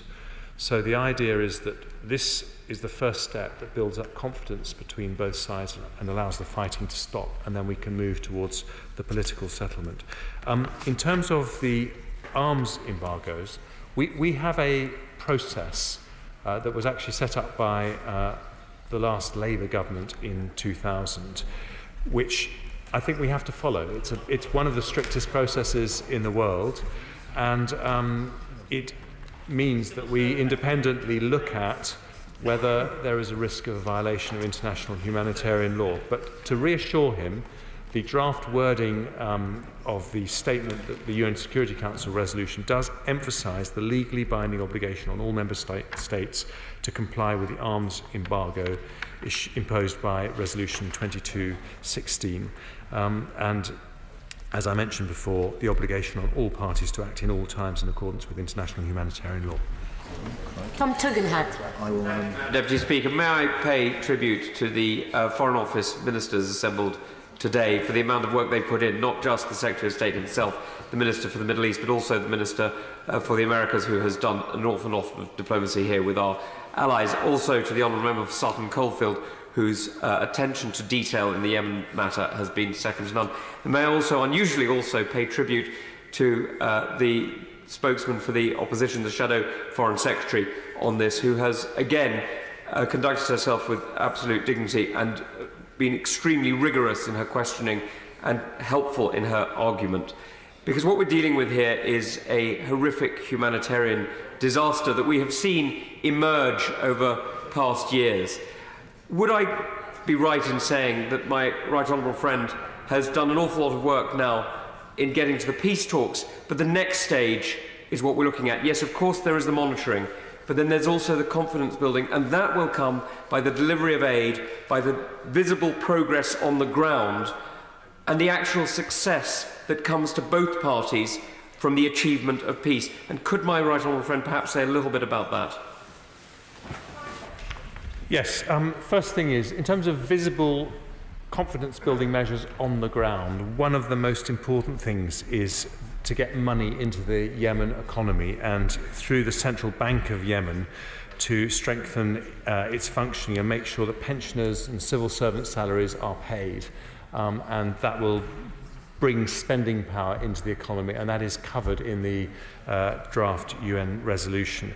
But in terms of the next steps, the basic issue that we have is that the Houthis, who are around 15% of the population, recognise that they can only have a junior part in a government of national unity, which has to be the next step. But they need to have confidence that they will be secure in being able to play that part. And so that's why building up confidence over the next 6 weeks is going to be important. They accept that principle, but they have to be confident that it would be delivered. And of course, given what's happened, there is a huge amount of mistrust. Stephen Twigg. I welcome the Foreign Secretary's statement and the progress that has been made with the Stockholm talks, and can I echo his praise for both Martin Griffiths and Mark Lowcock. On ceasefire monitoring, the Special Envoy explicitly requested a robust UN regime answerable to the UN Security Council. Can the Foreign Secretary assure the House that that is what is provided in the current text? And on confidence building, one of the issues that would really secure greater confidence would be agreement on the reopening of Sana'a Airport. Is that something that's being considered in the next stage? Well, first of all, can I thank him and his committee for their sustained interest in Yemen and also for his personal commitment to making progress. The monitoring mechanism is UN authorised. It will be reporting back to the UN. It's led by a Dutch general, and the UN Secretary General is going to be requested to report back weekly. So absolutely yes to that question. With respect to the airport, this is something I raised with both delegations. We were hoping we could get agreement to reopen Sana'a Airport. There are essentially 2 international flights, I think to Egypt and Jordan, but the government of Yemen wanted to insist that the international flights went to Aden first, which they control and which the Houthis were reluctant to do. And so we, in the end, weren't able to reach agreement, but that is very much the next step. Bob Stewart. Thank you, Madam Deputy Speaker.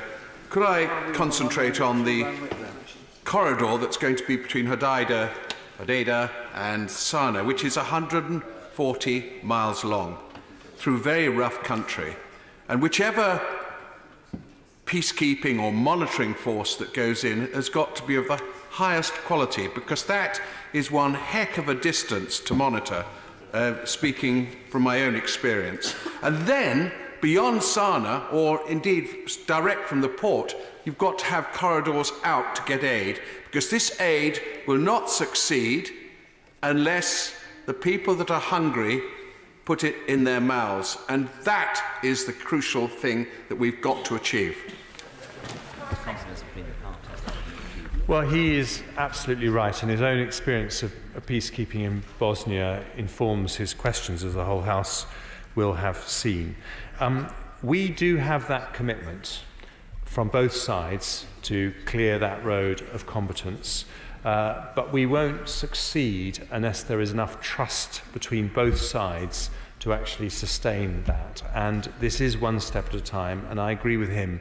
There is a long way ahead to make this happen. But what will happen, to reassure him, is that the UN will be monitoring very closely what happens, and anyone who breaks this agreement will face the full wrath of the UN and the members of the Security Council. Hilary Benn. Thank you very much indeed, Madam Deputy Speaker. The fact that the Foreign Secretary has been able to report tentative progress after so much suffering and bloodshed to the House today is a reminder of the importance of seizing the moment and of courageous political leadership, and I join all the other members who have expressed their thanks to him, to Martin Griffiths, to Mark Lowcock, and lots of other people who worked very hard to bring this moment about. He said that Patrick Commertz and his team may arrive on Saturday. Is it his understanding that the redeployment committee that he is responsible for chairing will have representation from the two warring parties, that they will turn up, number one, and number two, on the peace process? It has been reported that the government of Yemen was unwilling to sign an outline peace plan in Stockholm because they thought it gave too much to the Houthis and not enough to them. Can he confirm whether that is the case, and what does he think now needs to happen in order to win their confidence so that a peace plan can indeed make progress? Well, I also thank him for his long-standing interest in this issue. On the second of those two questions, I will find out precisely what I know on it. But I don't think it was the objective in Stockholm to secure the framework. I think that was always thought to be something that would happen in January at the second stage. And on the first one, if I may, I'll write to him with some details. Richard Graham. Madam Deputy Speaker, can I thank the Foreign Secretary for Martin Griffiths, Foreign Office officials, and his own contribution to the Stockholm ceasefire agreement, which gives a chance for peace and humanitarian relief in Yemen, and is perhaps also a boost to multilateral negotiations in general. But does my right honourable friend agree that for a ceasefire to be permanent, both sides and their backers, despite mistrust, will have to agree that there's no real victory in any further military action, only more human misery? Well, he is absolutely right. And as a former diplomat, he will know that what has bedeviled this conflict has been the belief on both sides, which I think persisted even when I started just 5 months ago as Foreign Secretary, that a military victory was possible. I think the people who've changed the most in this respect, to their credit, are the Saudis, who I think do now genuinely wish to find a political settlement and recognise the importance of that. And so we need to continue the pressure on both sides to make sure this is actually what happens. Kevin Brennan. Foreign Secretary said, and I'm sure with sincerity, behind these stark impersonal numbers lie real people. He'll know because I've raised it in correspondence, in meetings with ministers and on the floor of this House, the case of my constituent Jackie Salah's daughter, Safia, who was kidnapped from Cardiff in 1986, brought up in Yemen, has children who are also British citizens and wants to leave Yemen and travel back to the UK, but she needs to get a British passport. She can now, apparently, has the funds to travel to Cairo to apply for that. Can he please make sure that his officials, his ministers, work with the Home Office to give special attention to this case? These are British citizens, and they deserve special attention given the tragic history of this case. Well, can I thank him for his championing of this very sad case? We know about the case extremely well, thanks to the representations that he's made. We are in contact with the Home Office about this. Up till now, our difficulty has been that we haven't had consular representation in Yemen. Obviously, that's something we hope will change, but we will do everything we can to support his constituent and their family in the way that he wants. Bob Blackman. Thank you, Madam Deputy Speaker. I congratulate my right honourable friend in the progress he's made thus far. But clearly this is a proxy war between Saudi Arabia and Iran. So could he elaborate on what the attitude of both those countries is towards this fragile peace negotiation, and what further steps he can take to encourage them to promote peace rather than war?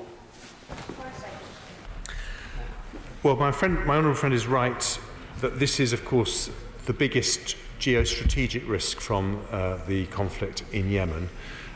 But I think the sense I had when I went to both Riyadh and also to Tehran is that neither side wants to perpetuate it, and both sides would like to see it concluded. I think, if for no other reason than that the appalling humanitarian consequences of this conflict have become all too apparent, and I think they feel a sense of responsibility for what is happening to fellow Muslims, and they want to do something about it. Vera Hophouse. Thank you, Madam Deputy Speaker. As we are approaching Christmas, I understand that one of the 3 wise men in the Bible story was the King of Sheba, which is modern Yemen. Very much a peace story at Christmas is, and so it is very significant that we are talking about how we can bring peace to a country that's very disturbed.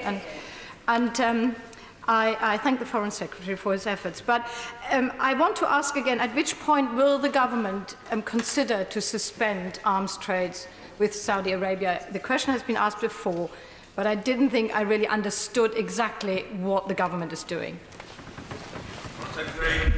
Well, let me repeat then. We have one of the strictest arms control regimes in the world, and we have a process independently run that assesses the risk of a breach of international humanitarian law, and we follow that process. Kevin Foster. Thank you, Mr. Speaker. Given the dreadful news we've heard from Yemen over the last few years, it's been very welcome, the news of the ceasefire around Hodeidah that will allow humanitarian aid to flow through.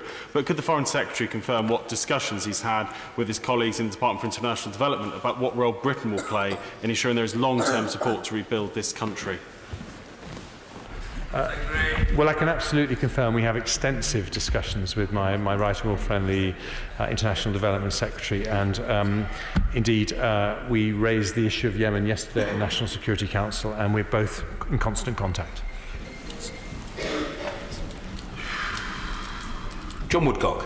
Thank you, Mr. Speaker. It is a huge relief that that the ceasefire has been employed, and I endorse all the words of thanks that have gone before. But can I ask, does he genuinely believe that Iran has changed its view, given that this regime has deliberately increased the suffering and starvation of the Yemeni people that it's purported to be supporting? And does he believe that a peace deal which created an Iran-backed regime in Yemen could be catastrophic to the peace in the Middle East and must be ruled out at all costs? Foreign Secretary. Well, he is absolutely right. There will never be peace unless it guarantees Saudi Arabia, one of Yemen's neighbours, their territorial integrity, and they have had Iranian missiles fired into the capital of Saudi Arabia from Yemen, which is a huge concern to them.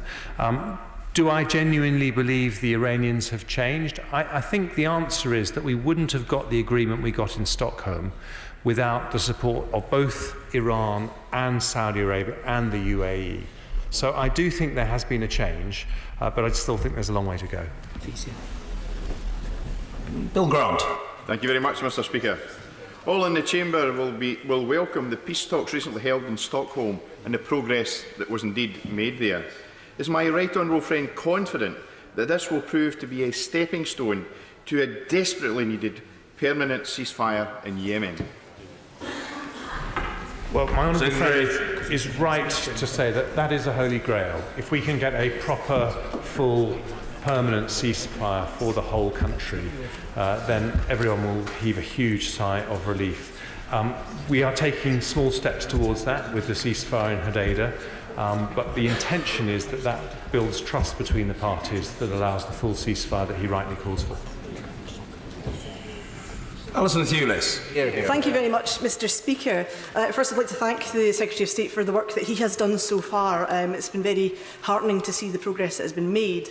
Christine Beckel from Human Rights Watch has pointed to the significance of the prisoner exchange in the agreement, especially as this concerns political prisoners, activists, journalists, minority faiths such as Baha'i, refugees, men, boys and even women arbitrarily detained through the conflict. What assurances can he give and what support will he give to the International Committee of the Red Cross to ensure that this is closely monitored, to ensure that all arbitrarily or deliberately detained will see freedom and see it soon? Foreign Secretary. Well, she's right to draw attention to the issue of prisoner exchanges because it's pretty much the very first way that you can build trust between both sides. And so that's what's happened at Stockholm, the agreement to do that, and the UN resolution will be making sure that all the important parts of the Stockholm Agreement are properly independently monitored by the United Nations. Chris Law. Mr. Speaker, the international condemnation of the Saudi regime is almost unanimous. Many prominent EU member states, most recently Germany and Spain, along with Canada and now the US this week, have all taken steps to either condemn the actions of the Saudi regime or suspend arms sales. If the UK wants to recover any semblance of moral leadership, should it not join the US Senate in condemning their illegal conduct and immediately suspend arms sales? Foreign Secretary. What I gently point out to the honourable gentleman is there is no point in setting up an independent process, which is one of the strictest in the world, if we then do not go on and follow it, and that is what we are doing. Leila Moran. Speaker, 18,000 children, some as young as 10, have been used as soldiers in this horrific war. They've been forced to torture, to kill, with the promise of money for their families, largely by the Houthi rebels. Officially, this has been denied, but the Associated Press has interviewed no less than 18 child soldiers who have been exploited. I asked the Foreign Secretary, when he met with the Houthis, did he raise this matter? And also, what discussions and assurances has he sought from the UN envoy to Yemen to seek that all children are protected as paramount and not as an afterthought? Well, I can absolutely reassure her that the protection of children and indeed everyone vulnerable is on all of our minds, but it's certainly on the minds of the people who are trying to get the two sides together, because I think it is the escalating humanitarian crisis that's been a real engine for the talks. In terms of when you raise the issue of terrible behaviour with participants on all sides, there is a time and a place to do that, and at Stockholm we were trying to bring everyone together, and so whilst we are setting up accountability mechanisms, we also have to recognise that the primary objective now is to get the fighting to stop. Nick Thomas-Symonds. Mr. Speaker, the use of child soldiers and indeed deliberate targeting of civilians are just two examples of the types of atrocities we've seen in this terrible war. Now, whilst I very much appreciate the wording of the draft resolution on those responsible being held to account, can the Foreign Secretary just set out practically how he is going to try and ensure that investigation into these terrible human rights breaches is entirely independent? Foreign Secretary. Well, we want them to be independent, and the word used in the UN resolution is credible. And I think unless you have a credible investigation into these atrocities, you will not get the closure on the issue, and there won't be justice and there won't be confidence. Mike Gapes. Mr. Speaker, can I join the previous members who praised the work of our diplomats and ministers and those from other countries that made this welcome but limited step possible? The Foreign Secretary referred to the political framework which he hopes would be discussed in January. He also mentioned, but didn't go into detail, the idea of a government of national unity. Isn't it a fact that the complexities of Yemen mean that there are not just two sides? And is there any thought going into how to engage people in the south and other parts of Yemen in this process? Otherwise, a government of national unity will not work.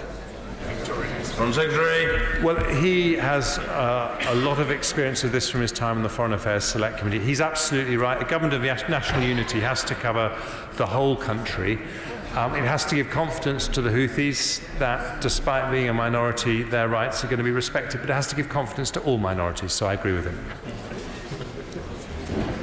Paul Sweeney. been gratuitous war crimes perpetrated by both Saudi Arabia and Iran as the key regional proxies in this conflict. So given that situation and their failure to honestly and openly investigate those accusations, why will the Secretary of State not support an independent UN-backed inquiry into all allegations of war crimes perpetrated by all sides in the Yemen conflict? And why is it not included in the draft resolution at the United Nations? Because the draft resolution has to be a resolution that has the consensus of both sides. I do support fully independent investigations into everything that has happened. I think that's right and it must happen. We have to go step by step though, and at the moment getting agreement to a ceasefire, the first ceasefire that we've had in the entire history of this terrible conflict, is a huge first step, and that we wouldn't want to compromise. Thank you, Mr. Speaker, and may I join others who have thanked the Foreign Secretary and his colleagues for his thoughtful and measured approach. And I would like to ask him if he or his fellow Minister, the Right Honourable Member for North East Bedfordshire, whose work I also commend, have had any discussions with the United Nations High Commissioner for Refugees about any possible consequences for numbers of refugees or internally displaced people, and how we will be responding if so. My honourable friend, the Minister of State, says he spoke to Filippo Grandi a couple of weeks ago on that issue. Ian Murray. Thank you, Mr. Speaker. Can I join with others in commending the Foreign Secretary and his ministerial team for making this progress with regards to Yemen, albeit fragile progress. Can I also say to him that it's amazing what a Foreign Secretary can achieve in office, regardless of which political colour, when the office holder takes the job seriously. But can I ask him to give some comment to what initial reactions he's had from other Security Council members with regard to the draft resolution, what concerns, if any, have they raised, and how Martin Griffiths and his team, along with the Foreign Office team, are addressing this? Secretary. Well, as the honourable gentleman will know from his work on the Select Committee, there is a range of views on the Security Council, but broadly speaking, there is a combination of people who are naturally sympathetic to one side or the other, with people who think that the most important thing now is to move forward with humanitarian relief, and it's bringing those people together. Graham P. Jones. Thank you, Mr. Speaker. I think every member of this House is absolutely delighted with this first steps in what is a peace process in Yemen to alleviate this tragic humanitarian crisis that's gone on for too long. Nothing sums up this crisis more than at the weekend, where a brother and sister, she was aged 6, he was aged 4, shot by Houthi snipers for trying to just play out in the street. It's a terrible situation. Will he also raise the 1 million landmines that have been raised by the Houthis, which is a terrible legacy that will need clearing up in these peace talks?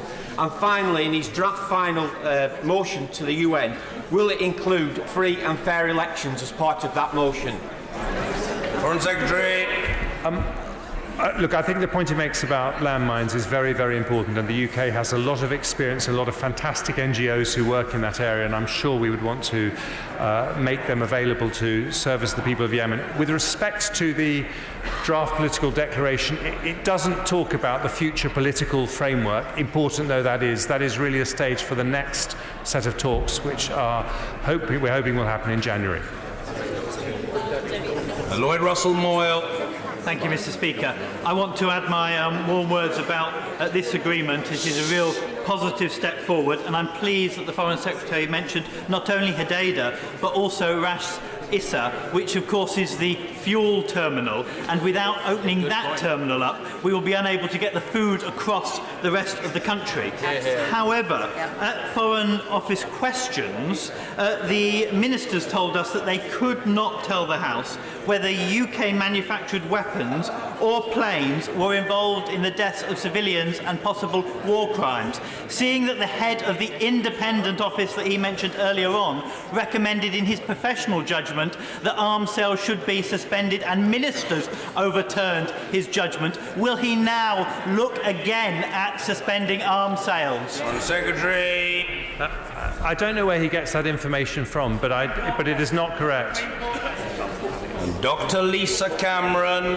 Many thanks, Mr. Speaker, and I'd like to thank the Secretary of State and his team for the work that they've been doing on this very grave issue of the war in Yemen. It has been a war on children and the most vulnerable, and every 10 minutes a child dies in Yemen. My own local churches are absolutely desperate to do all that they can, and I know that Minister Burt will be visiting Diffid in my constituency tomorrow. So what more can we do as MPs, as communities and in relation to our constituents to avert the humanitarian disaster that has so encompassed Yemen? Well, I thank her for that question, and I think the answer is that we can all make sure our constituents know about the issues happening in Yemen, and we can all encourage people to support the charities and NGOs who are funding the humanitarian work that's happening there. Jim Shannon. Thank you, Mr. Deputy Speaker. Can I also first of all just thank the Foreign Secretary for his sterling endeavours and leadership and constructive role in visits to the area over the last few months. Has been much appreciated. With reports that 67% of the Yemen population need urgent action to save lives and livelihoods, and that 20 million Yemenis are vulnerable to death and 250,000 are on the brink of starvation, could the Minister outline the type of aid that has actually gone from here to there in the last 3 months, and what plans there are to help with equipment and support to allow people to survive and to work safely? Foreign Secretary. Well, I thank the honourable gentleman for his question. We are supporting with our £170 million that we gave in the last year alone food, water, shelter and other vital relief for people in this desperate situation. Thank you. Order. As I promised the House, I have looked at the television footage of the Leader of the Opposition reacting to the Prime Minister, allegedly saying "stupid woman" to those seated next to him. Having heard the allegation against the Leader of the Opposition, and having watched the footage, it is easy to see why the Leader of the Opposition's words might be construed as "stupid woman." That was also the opinion of lip speakers, and I emphasise lip speakers rather than lip readers, whose advice was sought and obtained at short notice. As may be known to members of the House, but it is important in terms of establishing the context, but may not be known to others watching or listening to our proceedings, the Right Honourable Gentleman, the Leader of the Opposition, was seated at the time and not addressing the House. So whatever he said was not and is not audible on the House's audio-visual record. As I have told the House, I neither saw the incident nor heard anything. It was for the same reasons neither heard nor seen by the clerks or by my private secretary. Nor was there any immediate reaction in the House. I believe the allegation made by a number of honourable and right honourable members was based upon the visual evidence from Parliament TV. I also have to rely purely on visual evidence. I am not a lip reader, or indeed a lip speaker. Nobody can be 100% certain. That includes professional lip readers. But I will naturally take, and would be expected to take, the word of any right honourable or honourable member. It is reasonable to expect the House to do the same. I therefore invite the Right Honourable Gentleman, who has, at my request, returned to the House for this purpose, to make his explanation to the House, which again I expect to be heard without interruption. The Leader of the Opposition, Jeremy Corbyn. Thank you, Mr. Speaker, and thank you for your invitation to come to make a short point to the House, which I'm very happy to do and have come immediately to do that. During Prime Minister's question time today, I referred to those who I believe were seeking to turn a debate about the national crisis facing our country into a pantomime as stupid people.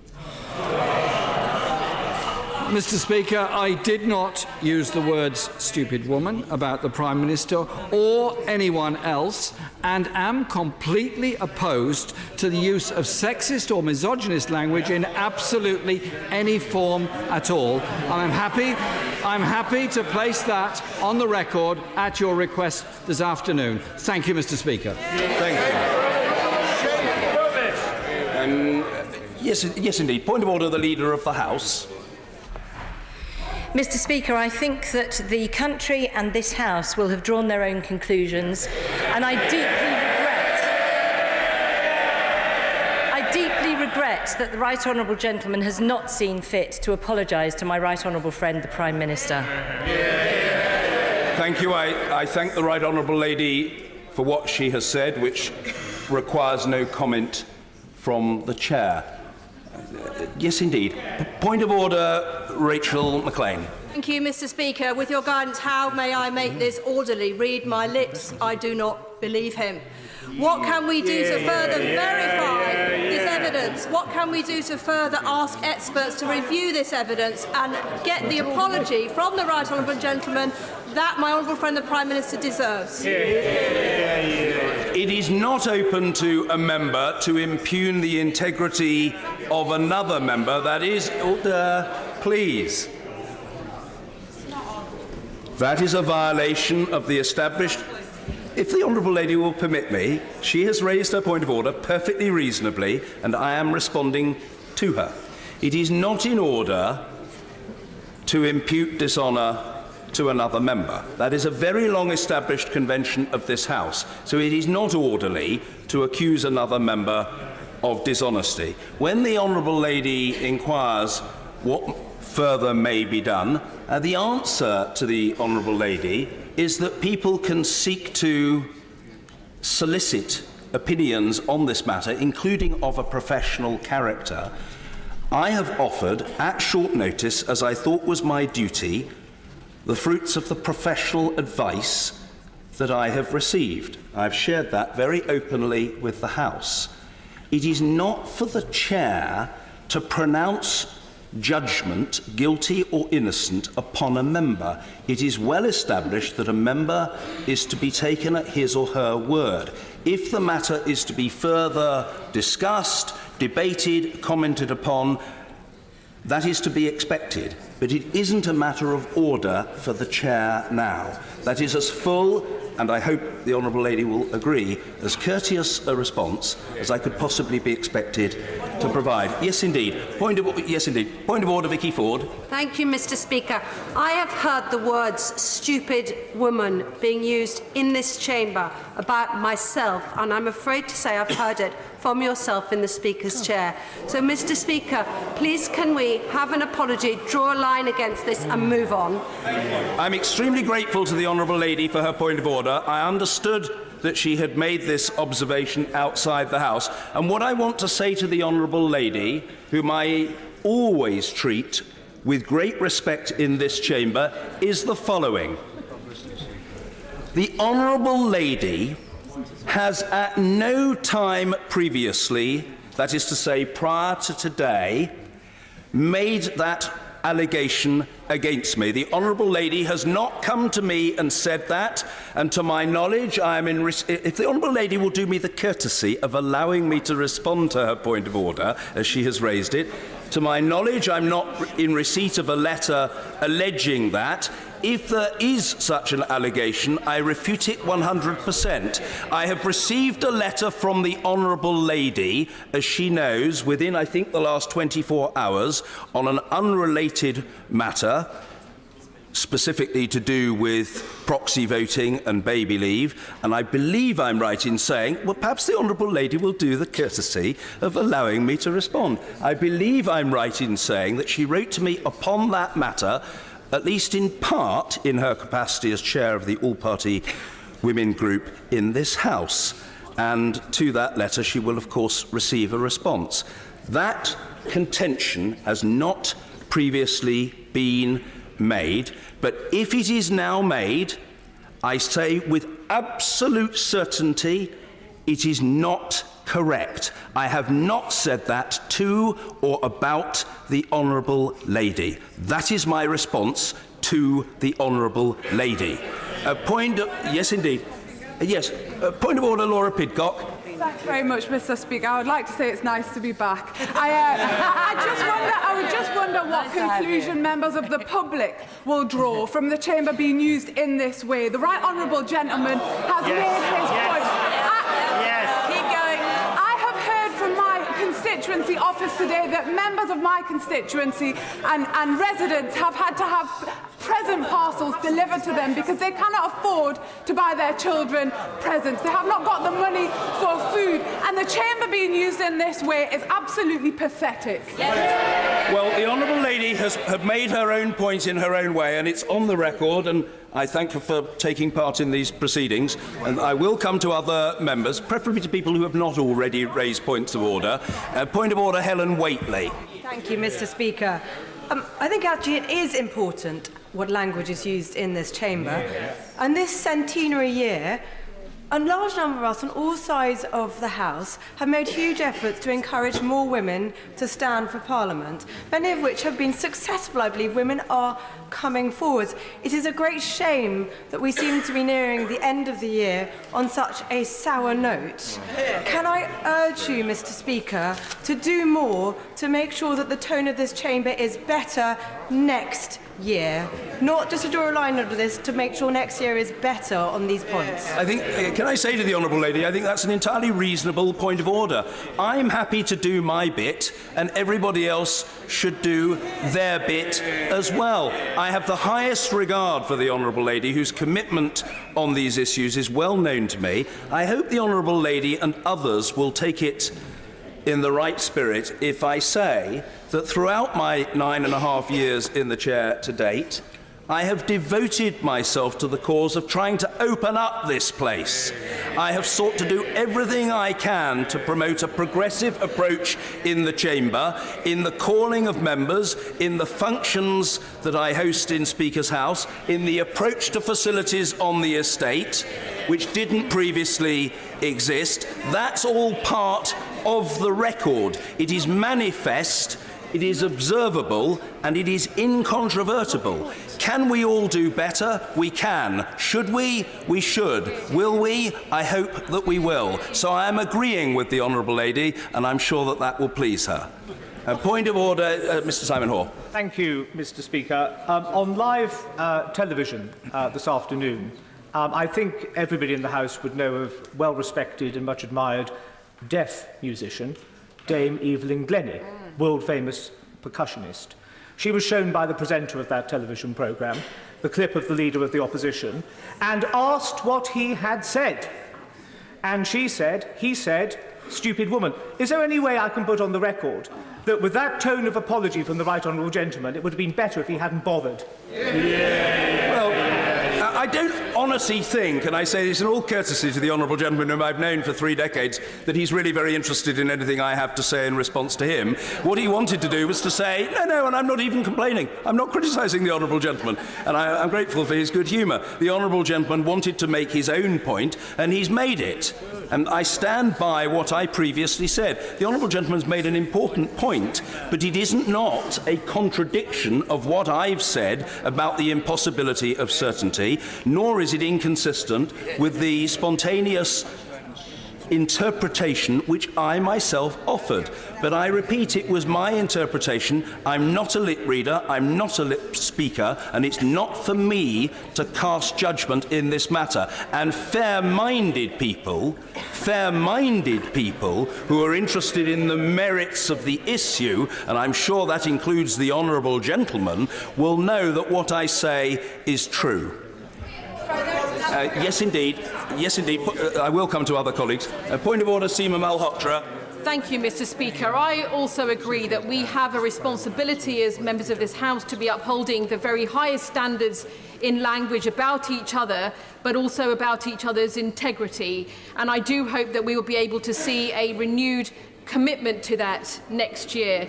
Mr. Speaker, I also would like to say that I have been proud to sit on your committee for enhancing equality and diversity in this House from very soon after I was elected, and to put on record my thanks to you for your commitment to equality and diversity in this House in so many different manners. And my point of order, Mr. Speaker, is on a slightly different topic, however, because according to press reports of a leaked DWP document, EU exit planning, economic downturn, the government, as part of its long-term contingency planning in the event of no deal, suggested it would create a strategy with other departments handling the negative impacts, e.g. homelessness, poverty and suicide.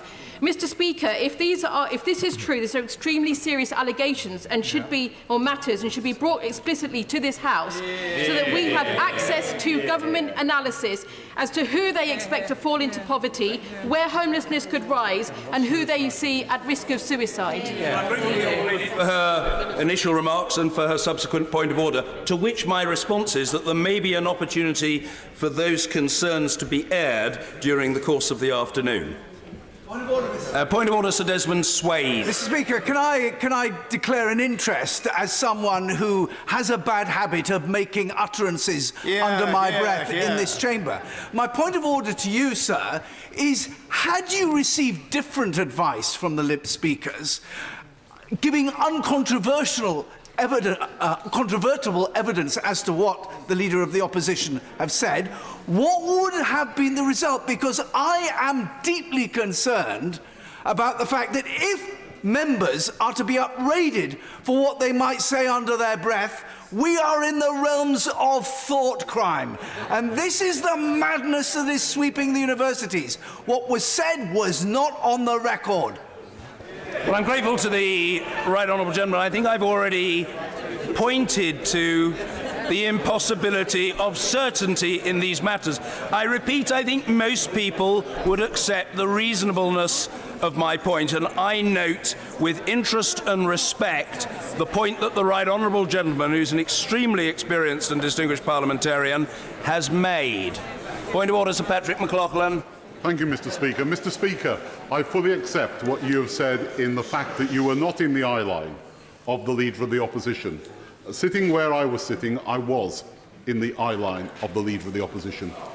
I do have to accept what he has said at the dispatch box, because I don't think he would deliberately lie to the House. But other people will be able to draw their own conclusions from it. Well, can I, off the top of my head, thank the Right Honourable Gentleman for what he has said and for the understated terms in which he has said it. People can form their own judgment, but I appreciate the fact that the Right Honourable Gentleman is not seeking to prolong the argument further, at any rate on the evidence of what he has just said, and that I think is respected. He's a very senior member of this House with long experience. And yes, indeed. Of course, I will come to the Honourable Lady. Point of order, Dr. Matthew Offord. Thank you, Mr. Speaker. Can I thank you, Mr. Speaker, because you said you would go away and you would look at the evidence, you would look at the video, and you would make your mind up, and you did that. And I am very grateful. But it is for my constituents to make their own mind up when they actually look at that footage as well. And it is for them to decide if the honourable member or anyone else is indeed a misogynist or anti-Semitic, not for us. Well, with great respect, and I heard the honourable gentleman out, and it was right to do so. He's made his own point, including a point that was not germane to these exchanges or this controversy, but it stands on the record. I have said I would look into it. I have looked into it. I've come back to the House and I've said what I've said, and the Leader of the Opposition has said what he's said, and I don't honestly think I can be expected to add to that, but I thank the honourable gentleman. A point of order. Yes, I will come to the honourable gentleman. Of course I will. Point of order, Mr. Nigel Huddleston. Thank you, Mr. Speaker. Further to the comments made by my honourable friend, the member for Chelmsford, can I say to you, with greatest respect, Mr. Speaker, that there are occasions when people do leave this chamber feeling that they have been offended by yourself. And I think the fact that the honourable member felt that way, yet did not feel that there was an appropriate process in place in order to make that complaint or concern felt, probably suggests we've still got work to do in terms of raising issues and concerns in this place. Always work to do, and progress is not a matter of an isolated act or a single initiative, but rather of a continuous process. I accept the significance of what the honourable gentleman says in that regard, which seems to me to be unexceptionable. Unexceptionable. Yes, point of order, Laura Smith. As somebody who is still a relatively new member of this House, I wondered if you could advise me on how I explain to my constituents the level of party politics that is being played out. Don't let them shout you down. Don't let them shout you down.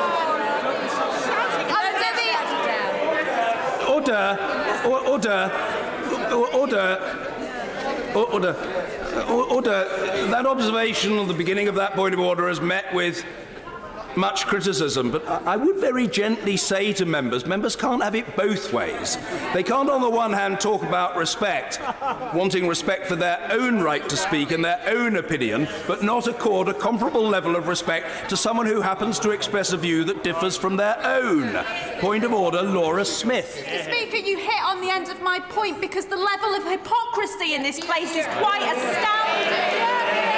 On this side, over here, we have to put up with the most disgraceful insults thrown at us, and nobody more so, Mr. Speaker, than the Leader of the Opposition, who has to put up with it day in, day out. Well, the Honourable Lady has made her own point with force in her own way, and I thank her for doing so. She's perfectly in order to do so, and it's on the record. Yes, a point of order. Forgive me. A point of order, Mr. Mike Wood. Yes.